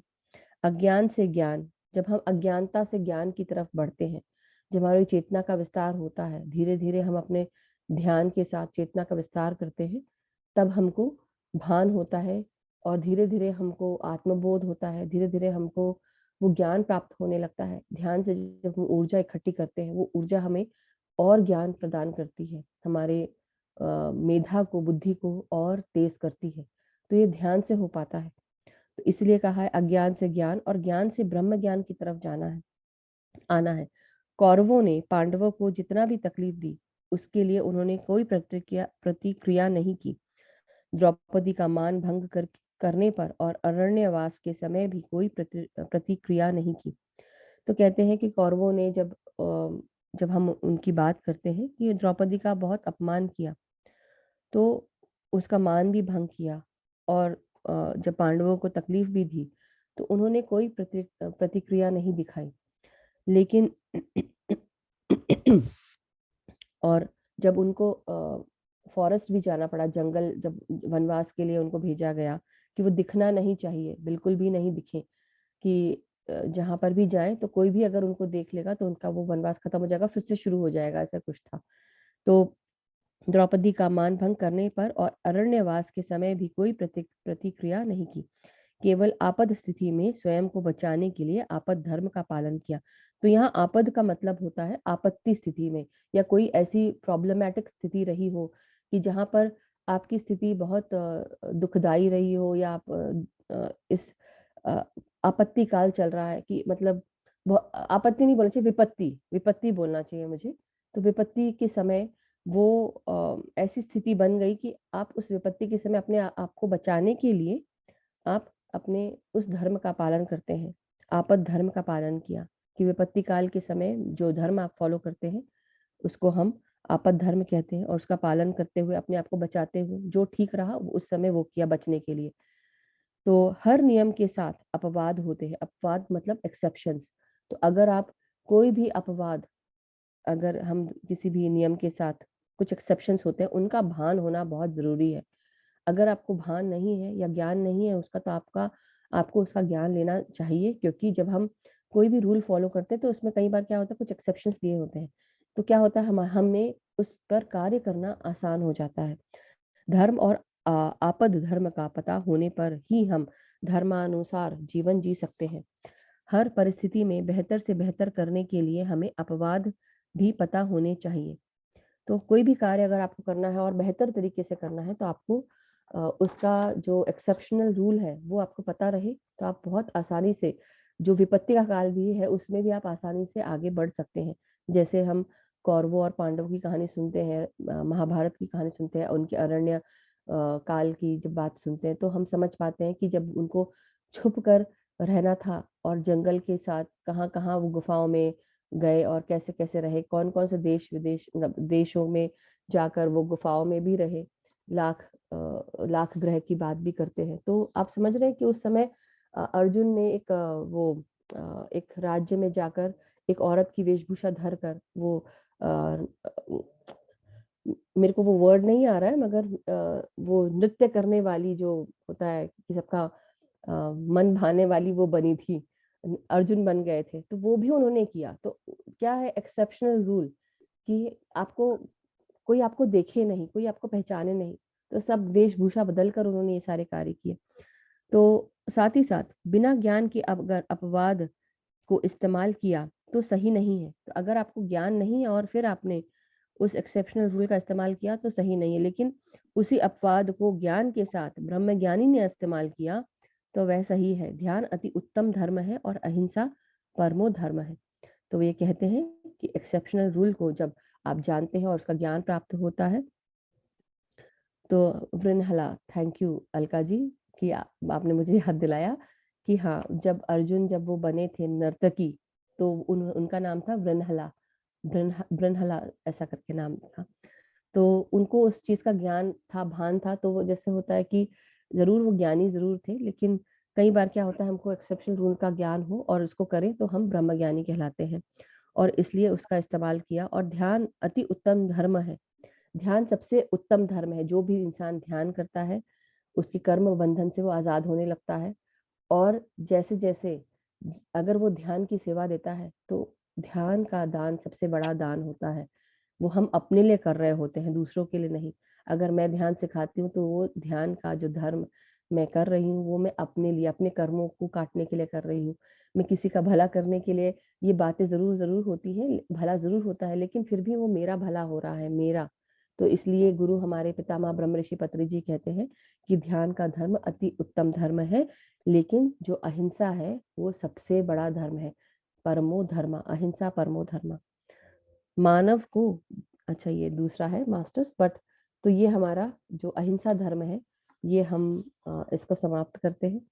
और वैसे ही अगर हम एक और चीज मैंने लिखी हुई थी, जैसे जब हमारा जो अज्ञान से ज्ञान और ज्ञान से ब्रह्म ज्ञान जो धर्म है, जब हम धैर्य रखते हैं, धर्म, मित्र और पत्नी, तो इन सब की परख, ये एक स्टोरी है ऋषि अत्रि जी की, नॉट अत्रि जी की, सॉरी, राम, लक्ष्मण और सीता जब वो वनवास के लिए जाते हैं तो ऋषि अत्रि जी के आश्रम में पहुंचते हैं। और अत्रि जी के आश्रम में पहुंचकर वो माता अनुसुईया से सीता जी की भेंट होती है। तो जो माता अनुसुईया है वो सीता जी को कुछ धर्म बताती हैं। उसमें से उन्होंने वो ऐसा बोलती है, धीरज धर्म मित्र अरु नारी आपद काल परीखी अहि चारी। मतलब धैर्य, धर्म, मित्र और पत्नी की परख आपत्ति के समय होती है। वो ये बताती है कि जो ये धर्म है, तो अनुसुईया जी ने ये सीता जी को बताया था कि जब आपत्ति का समय होता है, विपत्ति का समय होता है, तो धैर्य ही हमें, हमारा धैर्य, हमारा धर्म, हमारा मित्र, हमारे कौन मित्र हैं, और पत्नी भी हमारे लिए उस समय क्या करती है, या पति भी हमारे लिए क्या करता है। नॉट ओनली पत्नी, ये तो अनुसुईया जी ने कहा था। मगर तब परख हो पाती है कि विपत्ति के समय वो क्या करते हैं। तो इसलिए हम इसके साथ ये समाप्त करते हैं मास्टर्स। आई होप मैंने टाइम से खत्म किया हो। थैंक यू, वंडरफुल एक्सप्लेनेशन मधु जी, बहुत सुंदर। और वाकई टाइम ले लिया। नहीं, कोई बात नहीं, हमें बहुत अच्छा लगा आपको सुन के, और इतना अच्छे से आज आपने एक्सप्लेन किया है। अहिंसा पर तो वैसे भी जितना हम बोले उतना कम है। कम है, यस, ये सब क्योंकि वो कुछ बहुत ज्यादा बढ़ जाता है। बहुत ज्यादा बढ़ जाता है। तो और हमारे सभी जितने भी मास्टर्स हैं, जितने भी चाहे आप गौतम बुद्ध कहें, महावीर कहें, या हमारे महात्मा गांधी, पत्री सर, सभी जितने भी आध्यात्मिक गुरु हैं, वो एक ही बात कहते हैं कि बिल्कुल हमें, जो हमारे जीव हैं, पशु पक्षी हैं, उनमें भी चेतना है, वो भी उसी प्रभु का अंश है जिस प्रकार हम हैं।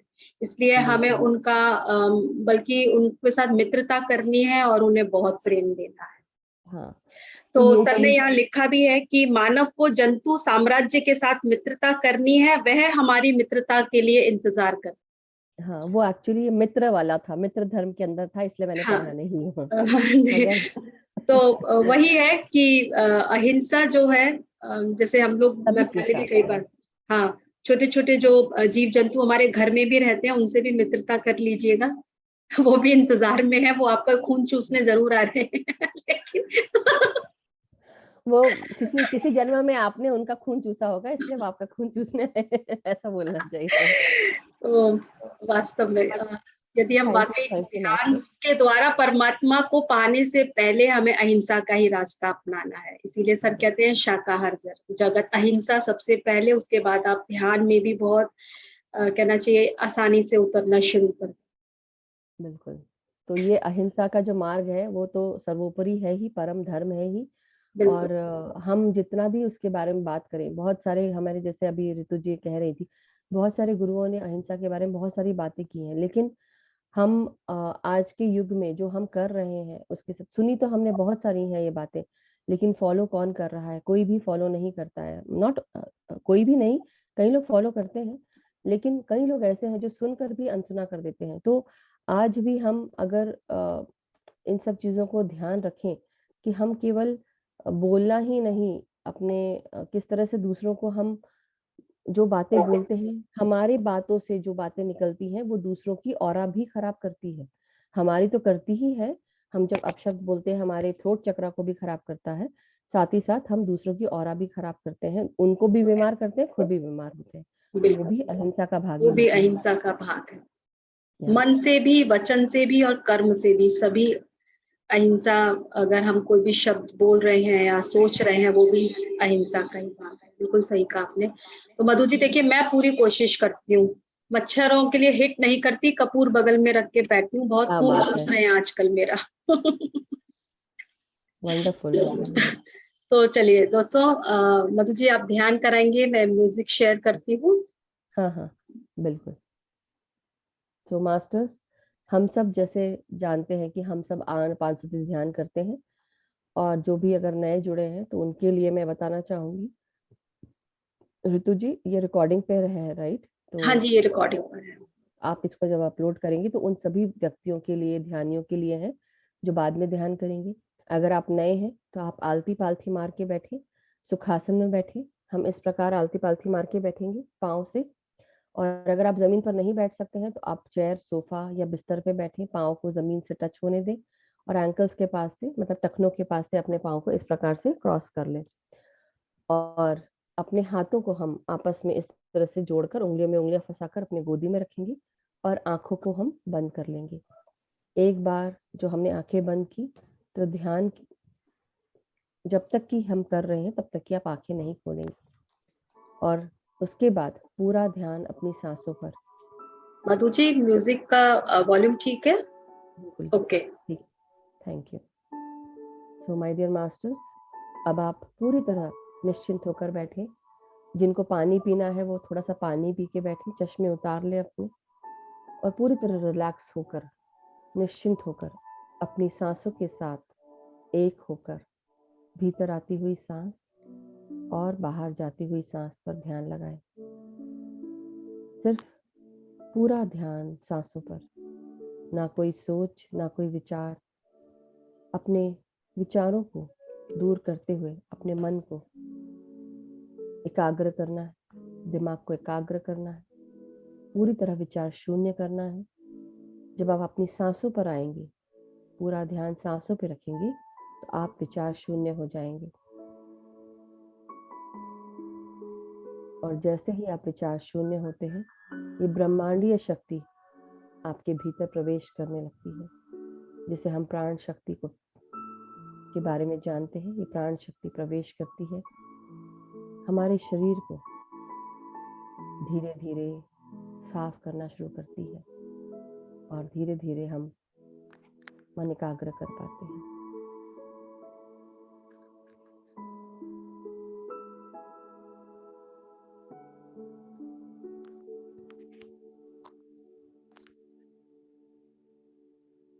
आराम से सांस लें और आराम से सांसों को बाहर छोड़ दें। अपनी हर सांस का सदुपयोग करें। भीतर आती हुई सांस और बाहर जाती हुई सांस, पूरा ध्यान सिर्फ सांसों पर। ना कोई मंत्र, ना कोई जाप, सिर्फ आप और आपकी सांसें।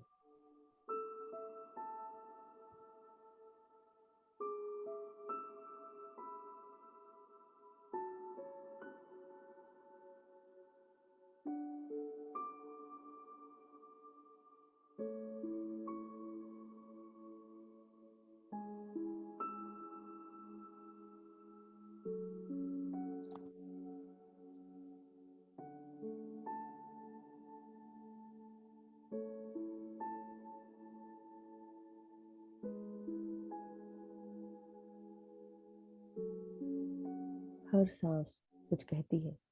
आपके भीतर प्रवेश करती हुई ये सांसें आपके नासिका में किस प्रकार प्रवेश कर रही हैं, महसूस करें। और धीरे धीरे भीतर आती हुई सांसें आपके शरीर को आराम पहुंचा रही हैं, आपके मन को शांत कर रही हैं।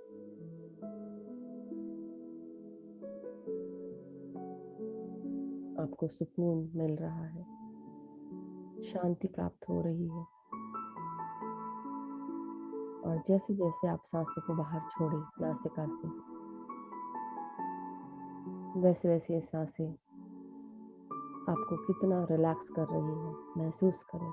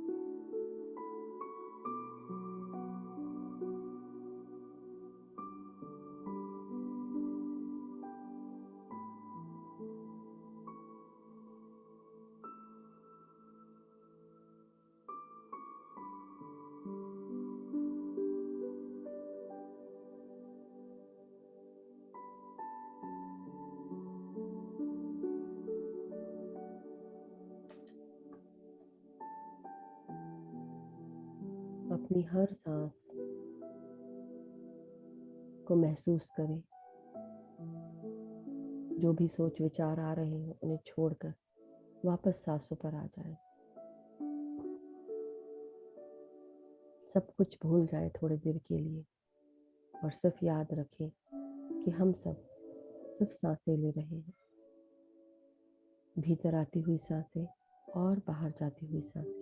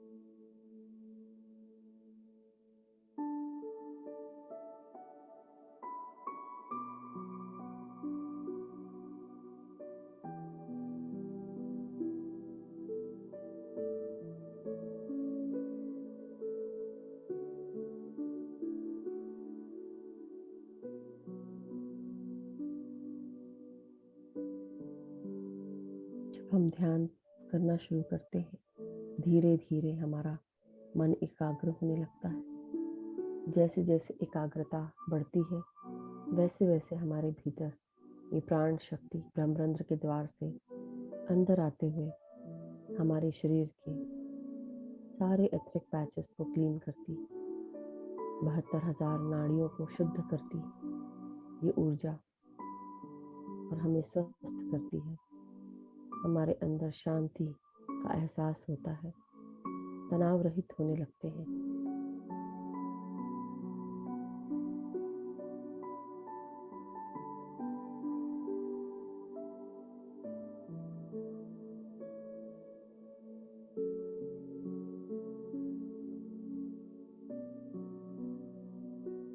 पूरा ध्यान सिर्फ अपनी सांसों पर। हर सांस का सदुपयोग करें, एक भी सांस खाली ना जाए।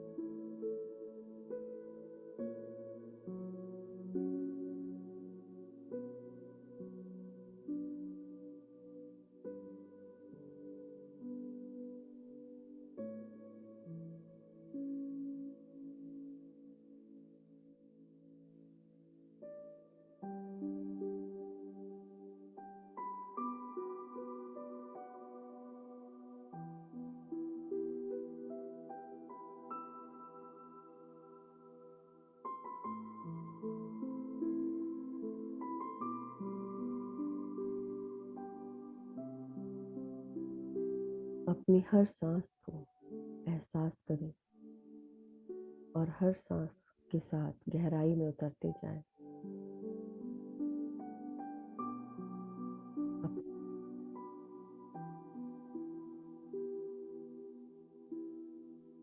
और भीतर गहरे में उतरते जाएं।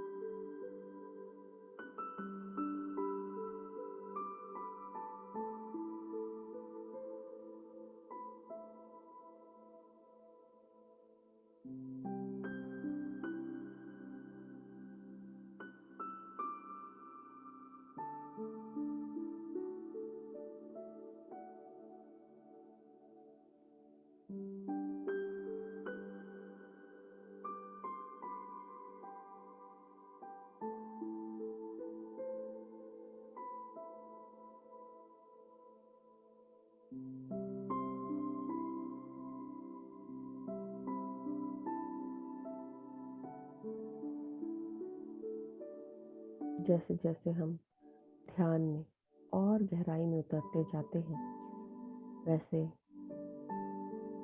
हम अपने आप को पहचानने लगते हैं, अपनी आत्मा से मिल पाते हैं। इस शून्यता में जाकर हम उस आत्मा को मिलते हैं जो हमारे भीतर है। ये शरीर तो एक सिर्फ पहनावा है इस आत्मा के लिए। अपनी आत्मा को पहचाने।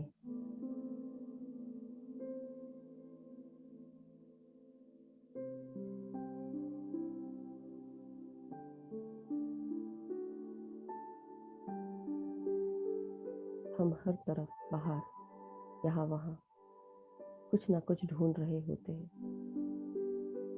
और ये सारी चीज़ें हमें पता ही नहीं होता कि हमारे भीतर ही हमें हर चीज़ मिल जाएगी। हर चीज़ का ज्ञान हमारे भीतर ही छुपा है।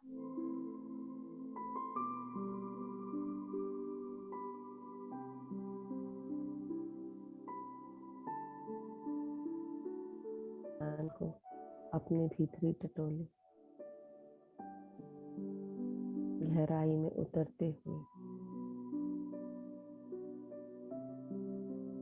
अपने आत्मज्ञान के साथ, अपनी आत्मा के साथ, अपने आप के साथ एक हो जाएं।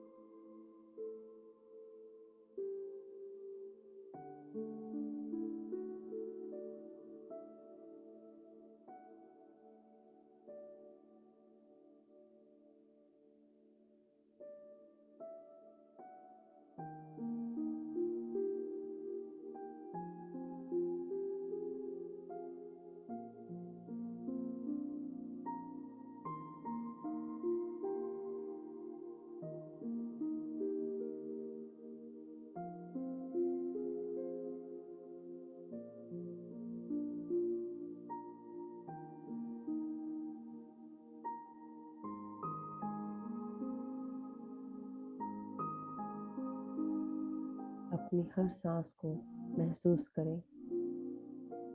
पूरा ध्यान सिर्फ सांसों पर, ना कोई मंत्र, ना कोई जाप, सिर्फ आप और आपकी सांसें।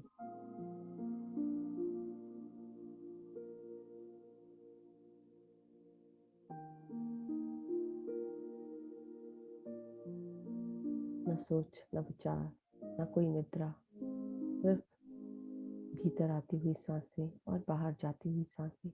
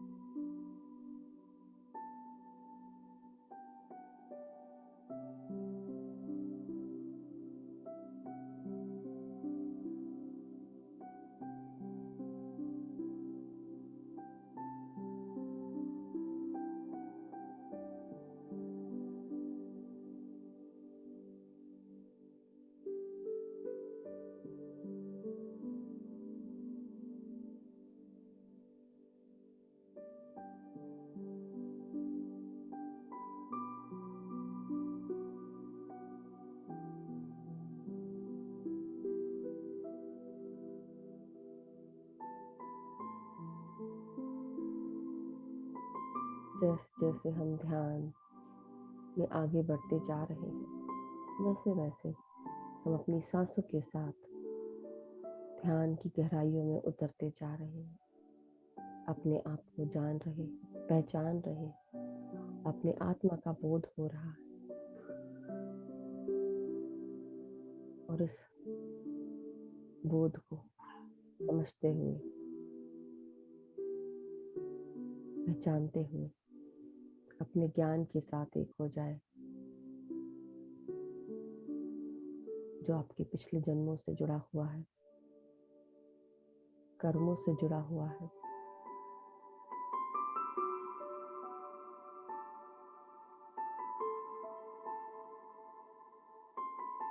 अपने हर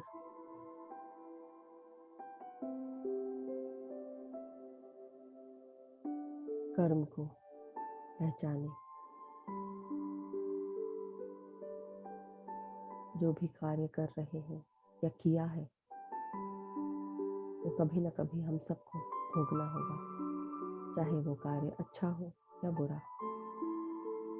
अपने हर कार्यों को महसूस करते हुए, समझते हुए कार्य करें।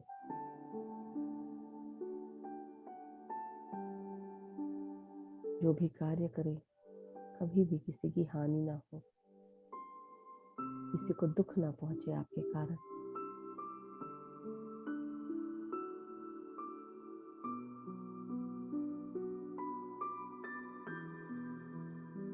जो भी कार्य करें, सबकी भलाई के लिए हो, जिसमें सबका भला हो, सबका मंगल हो।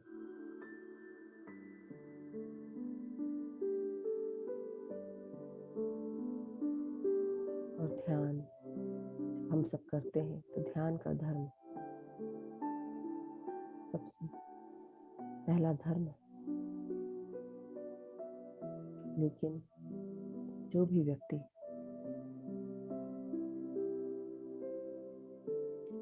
हिंसा नहीं करता है,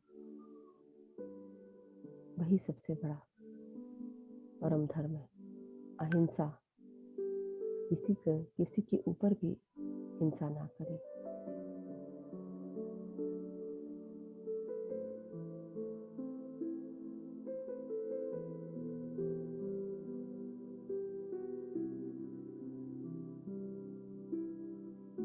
सही रूप से बोले, सही रूप से सुने।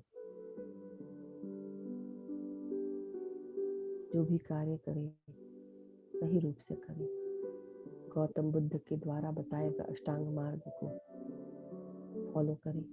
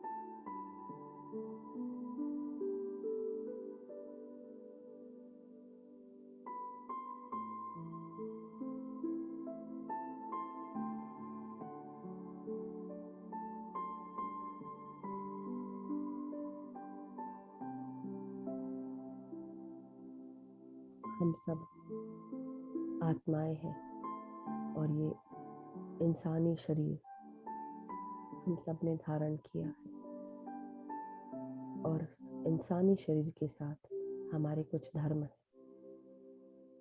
जब हम इन धर्मों को पालन करते हैं तो धर्म हमारी रक्षा करता है। जो धर्म की रक्षा करता है, पालन करता है, धर्म उसकी रक्षा करता है। और ये हमारा स्वधर्म है कि अपना ध्यान रखें, अपना ख्याल रखें, दूसरों को प्यार बांटने से पहले अपने आप को प्यार दें। पहला धर्म है हमारा खुश रहना, चाहे दुख हो चाहे सुख हो।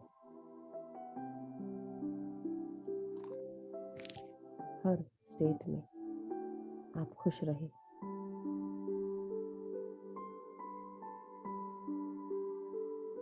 दुख आपके सुख को परिभाषित ना करे। चाहे सुखी समय हो या ऐसा समय जब आप दुखी हो, हर समय आप खुश रहें। यही आपका धर्म है, खुश रहना, ज्ञान प्राप्त करना और सही रूप से अपने जीवन को फॉलो करना, जीवन से जुड़ी हुई सभी बातों को सत्य के साथ जुड़कर पालन करना।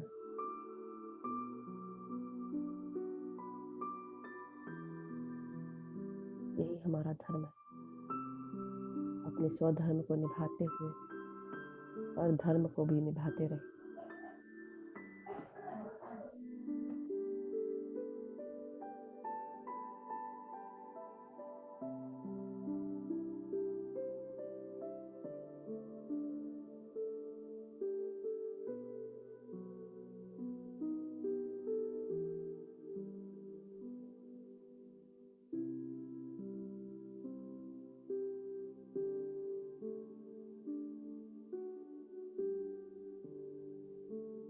पाँच मिनट और शेष मास्टर्स। धीरे धीरे आप सब अपने शरीर की चेतना में वापस आते जाएंगे।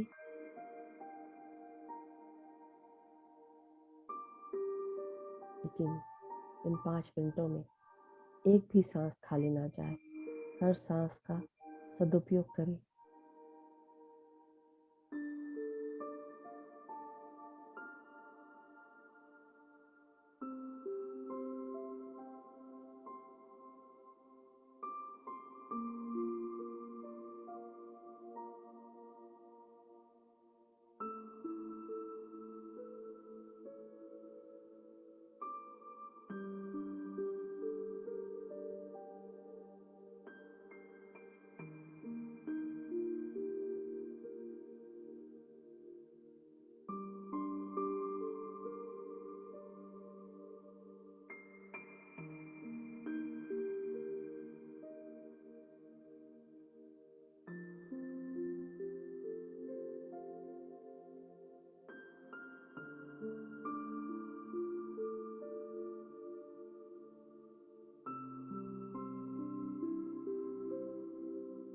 अपने भीतर आती हुई सांसों को महसूस करते जाएं। ये सांस जो आपके भीतर प्रवेश कर रही है, ये सांस क्या कह रही है? क्या ये गर्म है या ये ठंडी हो रही है? कैसा प्रतीत होता है? महसूस करते जाएं। एक भी सांस खाली ना जाए। हर सांस का सदुपयोग करें।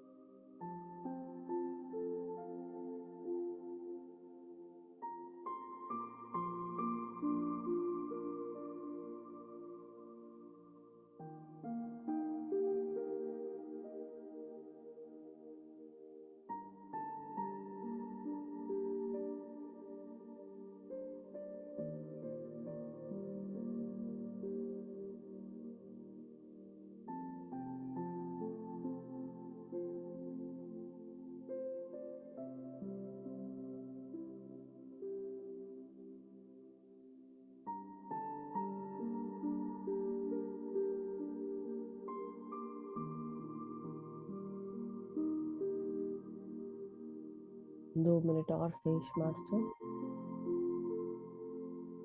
धीरे धीरे सर से लेकर पांव तक अपने पूरे शरीर को महसूस करें। शरीर की चेतना में आते जाएं। अपने शरीर का धन्यवाद करेंगे।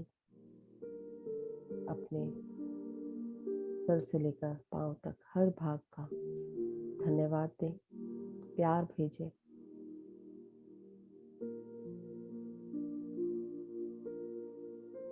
मैं धन्यवाद करती हूँ अपने सर का, मेरे मस्तिष्क का, मेरी मेधा का।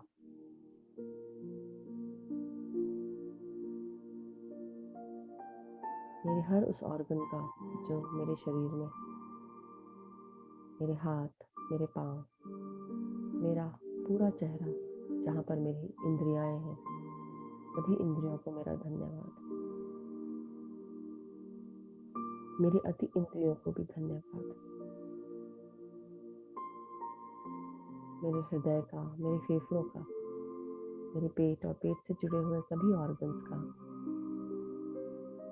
मेरे सभी रिप्रोडक्टिव पार्ट्स, मेरे सारे जननेंद्रियों का, मेरा स्मॉल इंटेस्टाइन, लार्ज इंटेस्टाइन, मेरे पाँव, मेरी कमर, मेरी रीढ़ की हड्डी, हर किसी चीज़ का आप धन्यवाद करते जाएं। अपने घुटनों का, कुंडलियों का।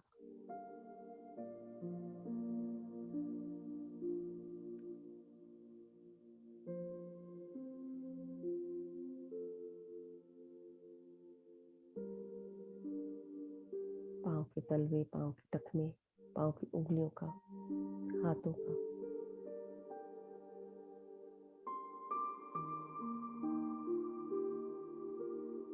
धीरे धीरे अब आप सब शरीर की चेतना में पूरी तरह वापस आ जाए मास्टर्स।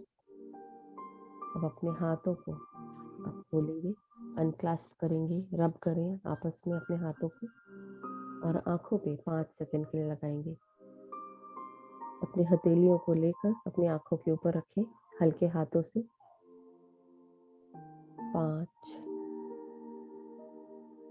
4, 3, 2, 1, 0। अब धीरे धीरे अपने आंखों को हथेलियों के भीतर ही खोल लें और एक प्यारी सी मुस्कान के साथ हाथों को अलग करते हुए बाहर आ जाए ध्यान से। सभी का बहुत बहुत धन्यवाद, आभार। इस ध्यान का धन्यवाद, आप सब ध्यानी मित्रों का धन्यवाद। Thank you masters, thank you so much. Welcome back everyone. सभी का बहुत बहुत स्वागत है वापस। वंडरफुल, मेरा बिल्कुल मन thank you, wonderful, very nice.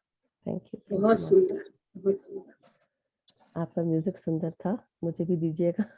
मैं तो बिल्कुल, मेरा मन नहीं था और मैं सोच रही थी मधु जी बोलते जाएं और इतना अच्छा ध्यान लग रहा था मेरा।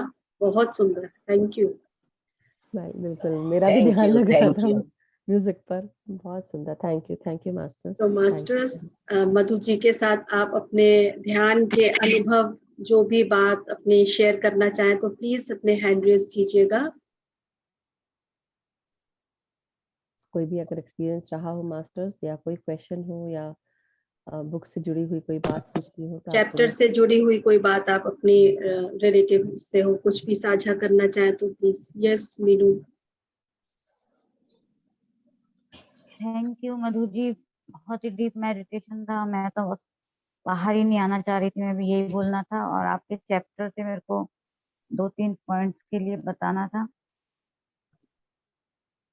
एक तो आपने बताया कि जो हम देते हैं वही हमें वापस मिलता है, तो बिल्कुल सही बात है। हम जैसा देते हैं हमें वही वापस मिलता है। यूनिवर्स का ये कर्म सिद्धांत जो भी है, यूनिवर्स का सिद्धांत है। क्योंकि मैं आज वही पढ़ रही थी और आपने भी मुझे वही सब बताया। और महाभारत को लेके भी आपने जो याद दिला दिया अज्ञातवास का। जी। मुझे लगता है अभी भी आप ध्यान से बाहर अभी भी नहीं आए आंखों, हाँ, आंखें नहीं खुल रही हैं, बहुत मैं सुंदर। बस बोल इसमें भी नहीं पा रही है। हाँ बिल्कुल नहीं बोल पा रही हूँ मैं, मेरी बस बोलना था कि एक्सपीरियंस में 2 मिनट बोल देती हूँ। Thank you. Thank you. नहीं, बहुत बहुत धन्यवाद मीनू जी आपका, थैंक यू सो मच। फिर से आइएगा प्लेटफॉर्म पे। हाँ बिल्कुल जरूर, बुलाते रहिए, मैं स्वाध्याय करती रहूं, मेरा भी भला होता जाए। ये मेरा ही भला है। हम सबका भी भला होगा यहाँ साथ में। सुनने वालों का भी भला है, कहने वालों का भी भला है, भला ही भला है। नहीं, जैसे बोलते हैं ना, जब आपको किसी चीज की आस होती है बहुत समय से और वो आपको मिल जाता है तो आपको कैसा लगता है, वही मेरे को एहसास हो रहा है, क्योंकि मैंने इंटेंशन डाली थी कि मुझे बुक पढ़ने का समय मिले, तो शुरुआत आपने कर दी है ऋतु जी आपके ग्रुप के द्वारा, तो अब वाह, हमने अब इसीलिए करती हूँ ग्रुप में जरूर। स्वाध्याय रखा क्योंकि हम लोग इतनी सारी चीजों में बिजी हो जाते हैं कि बुक छूट जाती है हमारी। तो जी इसलिए हमने जो है स्वाध्याय इसीलिए 3 दिन रखा। वैसे हम 2 दिन कर रहे थे, बट और लोग भी चाहते थे पार्टिसिपेंट्स की आप डे थोड़ा सा एक्स्ट्रा और बढ़ा दीजिएगा, तो हमने 3 दिन किया। और ये बुक है भी बहुत अच्छी ना, कि हम ऐसा लगता है सर की ऊर्जा से कनेक्ट है। बिल्कुल बिल्कुल। और ये कई ऐसी कुछ बुक्स है, जैसे मेरे पास पत्री जी की क्वेश्चन आंसर्स की, पत्री जी आंसर्स करके बुक है, मैं दिखाती हूँ आप सबको, वो भी बुक बहुत अच्छी है। उसमें भी कई सारे क्वेश्चंस के जैसे आंसर सर जब सर देते रहते हैं, तो वो बुक भी अगर आप लोग देख पा रहे हैं तो। हाँ, पत्री जी आंसर ये मेरे पास भी हाँ है ये हाँ, बुक। ये वाली बुक तो ये हाँ, इसमें इंग्लिश में है मेरे पास, मगर बहुत अच्छी बुक है, और आप लोग पढ़िएगा, अगर आप ले सकते हैं, आप लोग तो इंडिया में है, कौन जब सी चाहे बुक है? आप पत्री जीज आंसर्स, अच्छा। Timeless spiritual wisdom from a great sorry from a grand meditation master Brahmarshi Patri ji. Okay, इसका भी स्वाध्याय करवा लेंगे हम, सबसे अच्छा बिल्कुल। काम। इसमें क्वेश्चन लिखे हुए हैं और हर क्वेश्चन हाँ। के आंसर दिए हुए हैं। चलिए, तो थैंक यू। दीप्ति जी। आत्मवंदन मैम। आत्मवंदन मैम, आत्मवंदन। बहुत ही अच्छा ध्यान। एक तो मैं जो मुझे फील हुआ मैं वो चीज बोलूंगी। आपकी वॉइस में इतनी सॉफ्टनेस है। Thank you. शुक्रिया। मैंने नहीं नहीं पहले भी आपने, आपको सुना है जब रितु दीदी आपके ग्रुप में जुड़े थे, और आपके प्लेटफॉर्म से मैं तभी जुड़ी थी। और पर आज तो आप इस प्लेटफॉर्म पे आकर के जो मैंने स्टार्टिंग से लेके एंड तक आपको सुना है, सबसे पहली बात तो you are a very very pure soul. आपकी आवाज में ही वो जो प्योरिटी है, इतनी सॉफ्ट आवाज है आपकी। आपका मेडिटेशन तो मतलब जैसे मेरे दिल को छू गया। मैं इसकी रिकॉर्डिंग को एक बार और सुनूंगी, और मैं मतलब इसको और 2-4 बार करना चाहती हूँ आज वाले मेडिटेशन को। मुझे इतना अच्छा लगा। और thank you so much Deepti ji. मतलब बहुत बहुत ही टचिंग वॉइस है आपकी। मेरे को जो she is very soft spoken. मैं सुन रही थी तो मैं नहीं यही देख रही थी आपका स्वाध्याय भी कि मतलब बहुत ही बहुत सॉफ्ट डेलिकेट है, बहुत। यस, बिल्कुल ठीक थैंक कर यू। रही। मेरे हाँ। बट बहुत बहुत धन्यवाद, मेरा मन बहुत कुछ कर रहा है बोलने का, मगर मैं, ऋतु जी कहीं चली गई लगता है शायद, नहीं अच्छा ऋतु जी है, मीनू जी का वीडियो ऑफ हुआ है, सॉरी। मगर धन्यवाद, बहुत बहुत धन्यवाद। ऐसा बोलना चाहिए कि म्यूजिक इतना सुंदर प्ले किया था, तो मुझे उसके साथ अपनी आवाज मैच करनी पड़ी।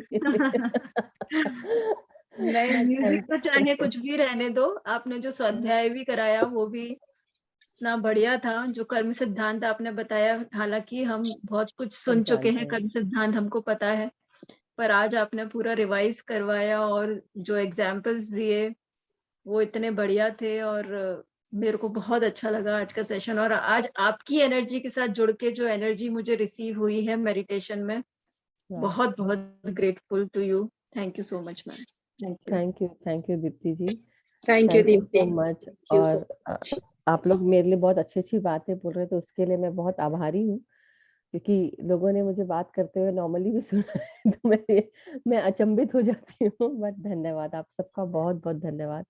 और ये सब एक्चुअली मैं भी नहीं, मास्टर्स ही कराते हैं, अपने आप हो जाता है, तो वो मास्टर्स का धन्यवाद कि वो सब ये सब करा रहे हैं। Thank you Deepti, thank you Madhu ji. और कोई मास्टर्स अपने शेयरिंग करना चाहेंगे?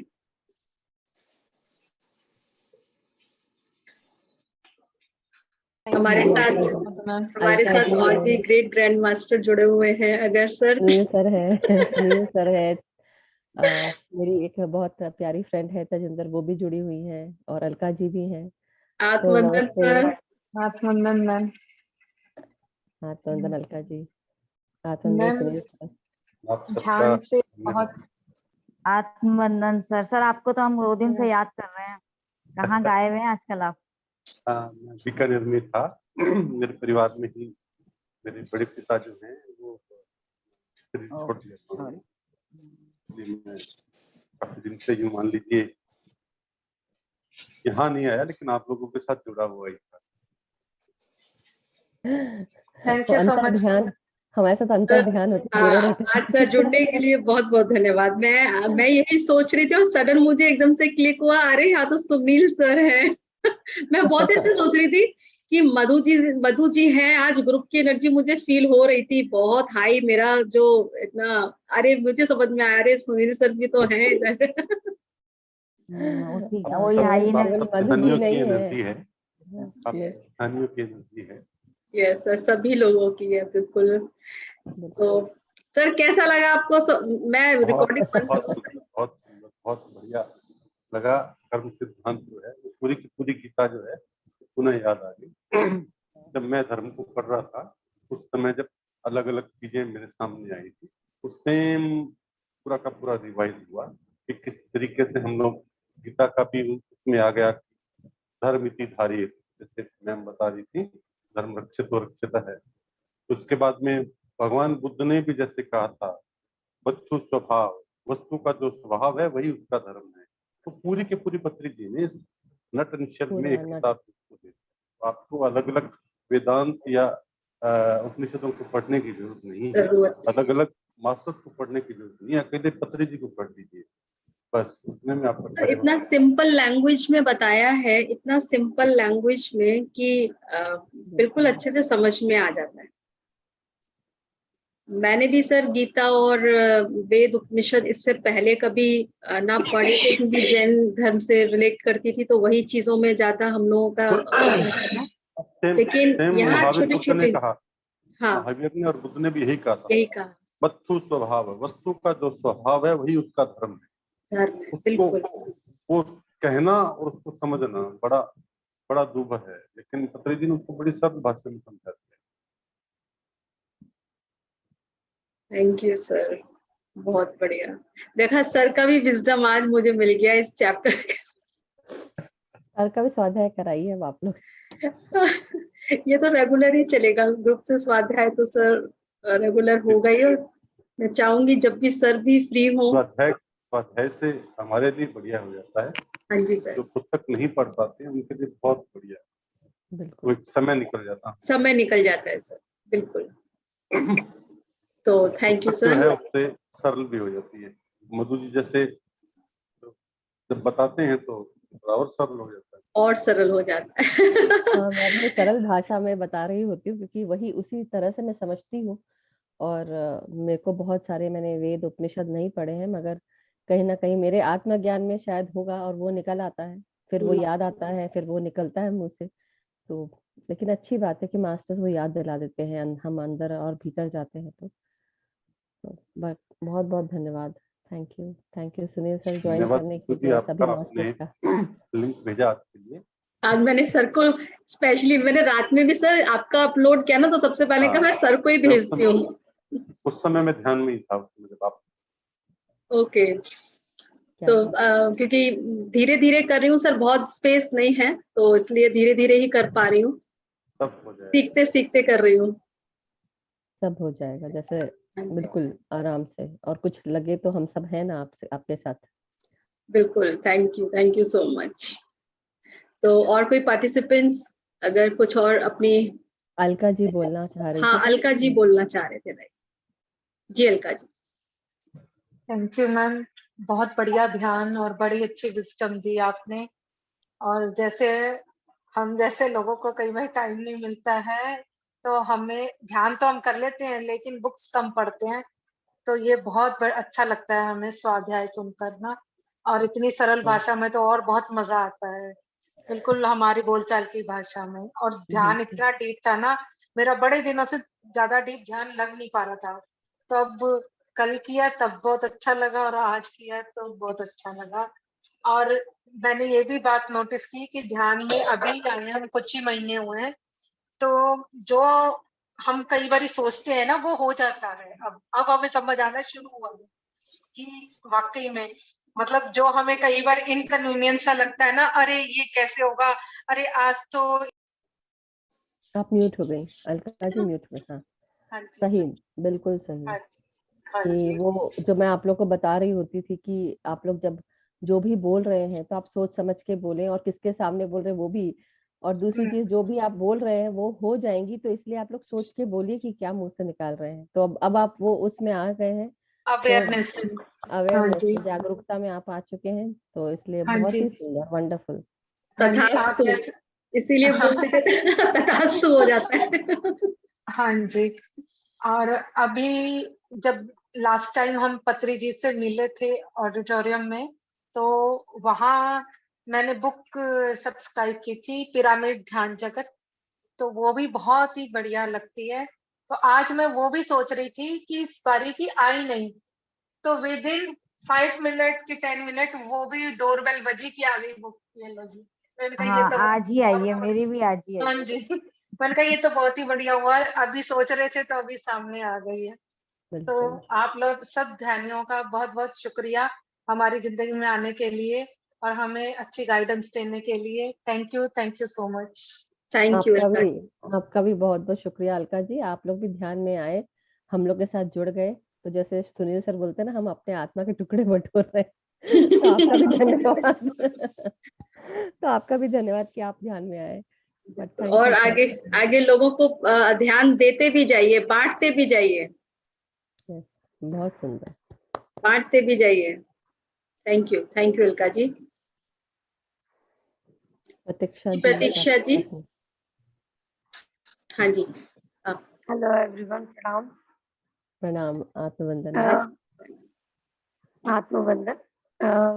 मुझे लग रहा है कि यहाँ सब एक्सपीरियंस मेरा बताना ज्यादा, अवलोकन तो खैर आप लोगों के ज्ञान का मैं क्या ही कर पाऊंगी। अभी तो बिल्कुल बिगिनर हूँ, और मेरे बस 7th या 8th डे हुआ है मुझे इस माध्यम से, या किसी भी माध्यम से ध्यान का, ये मेरा 7th डे है। और अगर कैलकुलेट करूं तो 5 डेज, 7 में से 5 डेज जो है मेरे कंप्लीटली ऐसा लग रहा है जैसे मेरा ग्राउंड प्लेटफॉर्म रेडी हो रहा है। बस एक हल्का सा लग रहा था कि क्या गाइडेड मेडिटेशन या आप लोगों की वॉइस नहीं सुनाई देगी, तब भी क्या मुझे ऐसा ही फील होगा। ये एक्सपेरिमेंट भी करने से मुझे थोड़ा सा डर सा लग रहा था कि विदाउट, मतलब इस क्लास के बैठ के एक बार देखूं क्या होता है, क्या एक्सपीरियंस रहता है। मगर वो हिम्मत नहीं हुई कि नहीं, कुछ ना कुछ तो ऐसा है जो कनेक्टिविटी होने से आई फील दैट मैं उस जोन में जाने लगती हूँ। तो कोइंसिडेंट ऐसा हुआ, जैसे मैनिफेस्ट जो करते हैं वो होता है। आज एग्जैक्टली आप लोग तो एक दिन, घंटे, कुछ समय पहले का बता रहे हैं। राइट नाउ मैंने बस इतना सोचा ही था, और स्वाध्याय के बाद में जैसे ही मेडिटेशन स्टार्ट हुआ, what happened to my network पता नहीं। अब उस समय अपने को चेक भी नहीं कर सकते थे phone, what happened to my phone, उस प्रोसेस में जा चुके थे। और आपकी, मधु जी की आवाज आना ऑल ऑफ सडन बंद हो गई। शायद मैंने बाद में टाइम देखा था तो आधा घंटे के करीब मुझे आपकी वॉइस नहीं मिली, and I am in that zone. और इसको डिमेरिट कहूँ या मेरिट, आज I am all alone in my house. और मैं ऐसा कोई दिन चाहती थी जब मैं बिल्कुल अंदर का, मुझे लगता था कि ड्यूरिंग ध्यान में कुछ दबा रही हूँ अपने भीतर, कि बेटा बैठा है वो सोचेगा what is happening to mummy. मुझे अंदर से ऐसा फील होता था कि बहुत तेज रो हूँ मैं बस, जबकि I am happiest person, everything is in my life is so good. मगर पता नहीं भीतर कुछ ऐसा महसूस होता था कि मुझे उसको निकालना चाहिए। तो आज बिल्कुल अकेले, और आपकी भी आवाज नहीं आई, एकदम पिन ड्रॉप साइलेंट। आई वेप्ट लाइक एनीथिंग, इतना तेज मुझे रोना आया। बाद में मैं मेकअप वेकअप करके वो तो आई हूँ कि अब ये शक्ल तो सबको क्या ही दिखाऊंगी। बहुत लाउड, और शायद अंदर से ऐसे लहर जैसी उठ रही थी बार बार, फिर एकदम से शट डाउन हो जा रहा था, फिर ब्रीथ करती थी, फिर वो अंदर से आता था, कारण खोज रही थी कि किस कारण से मुझे ऐसा हो रहा है, दुख क्या है ऐसा। दुख नहीं था, मगर पता नहीं क्यों मैं बहुत रोई आज तो, बहुत लाउडली, ही मतलब। सुंदर। एक्चुअली मैं यही कहना चाह रही थी जब आप बोल रहे थे, तो पूरी बात इसलिए मैंने सुनी और यही कहना चाह रही थी कि हर इंसान को एक बार आप ग्रुप में बैठ के ध्यान करें और एक बार आप अकेले बैठ के अपने आप के साथ बैठकर ध्यान करें। वो बहुत जरूरी है।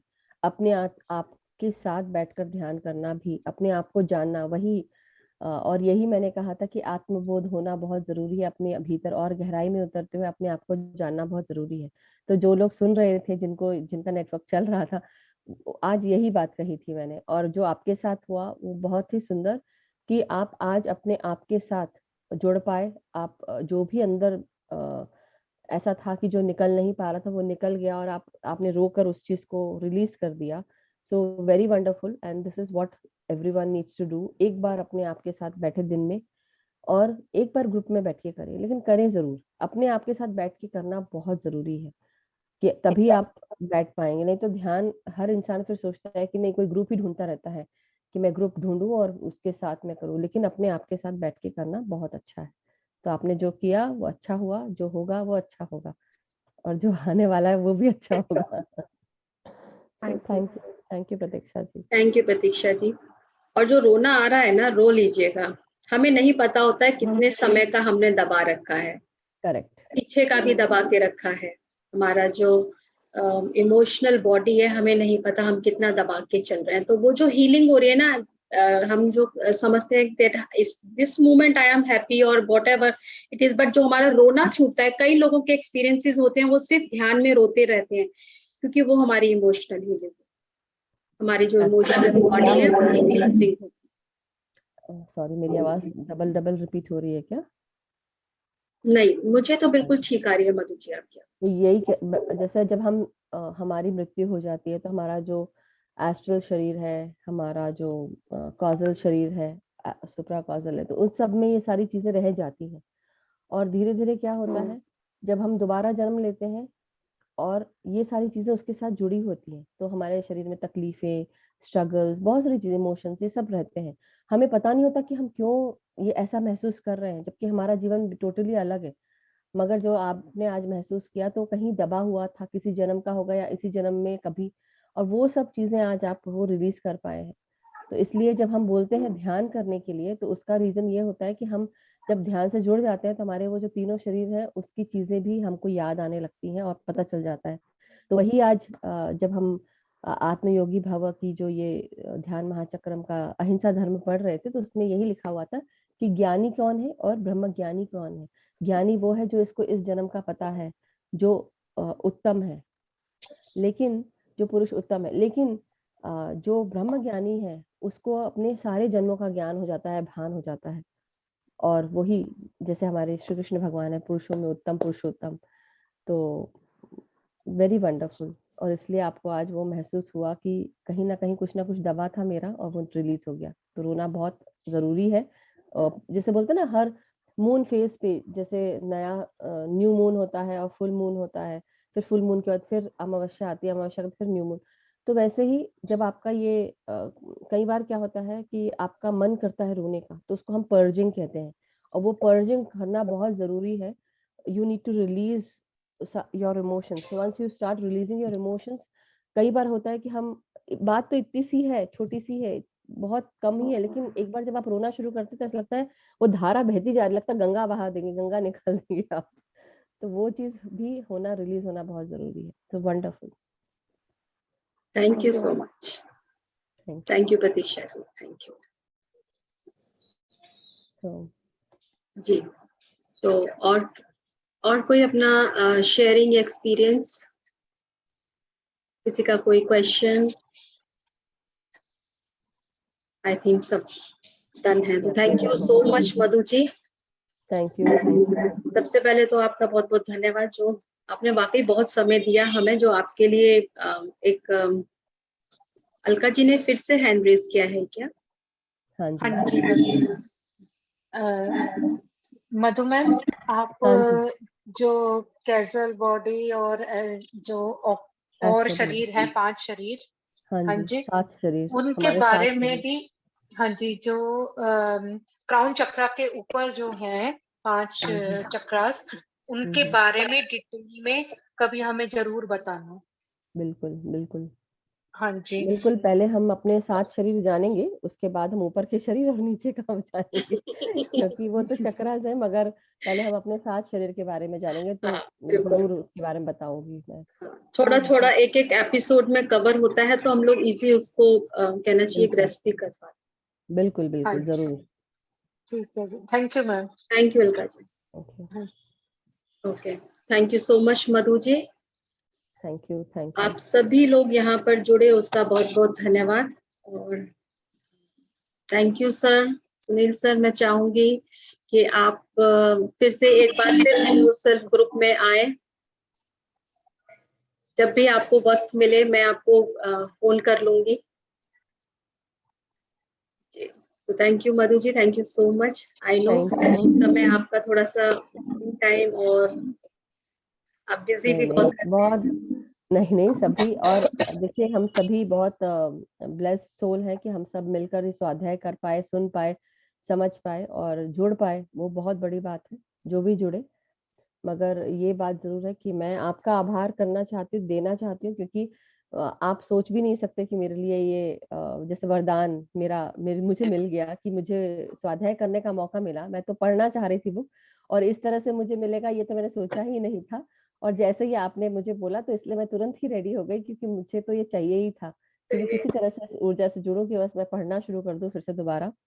तो बहुत ही सुंदर आपने मुझे कार्य दिया और मुझे बहुत मजा आया करते हुए। और आपका हमारा बहुत वैसे भी कनेक्टिंग सोल जो है वो शुरू से ही है। यस, बिल्कुल, बिल्कुल, बिल्कुल। Thank you. और आपसे मिलके भी बहुत अच्छा लगा था। जब ये हम दिल्ली में मिले थे तो बहुत बहुत मजा आया। बहुत मजा आया था। हमारे पास टाइम शॉर्ट था, लेकिन नेक्स्ट टाइम जब भी होगा हम अच्छे से मिलेंगे।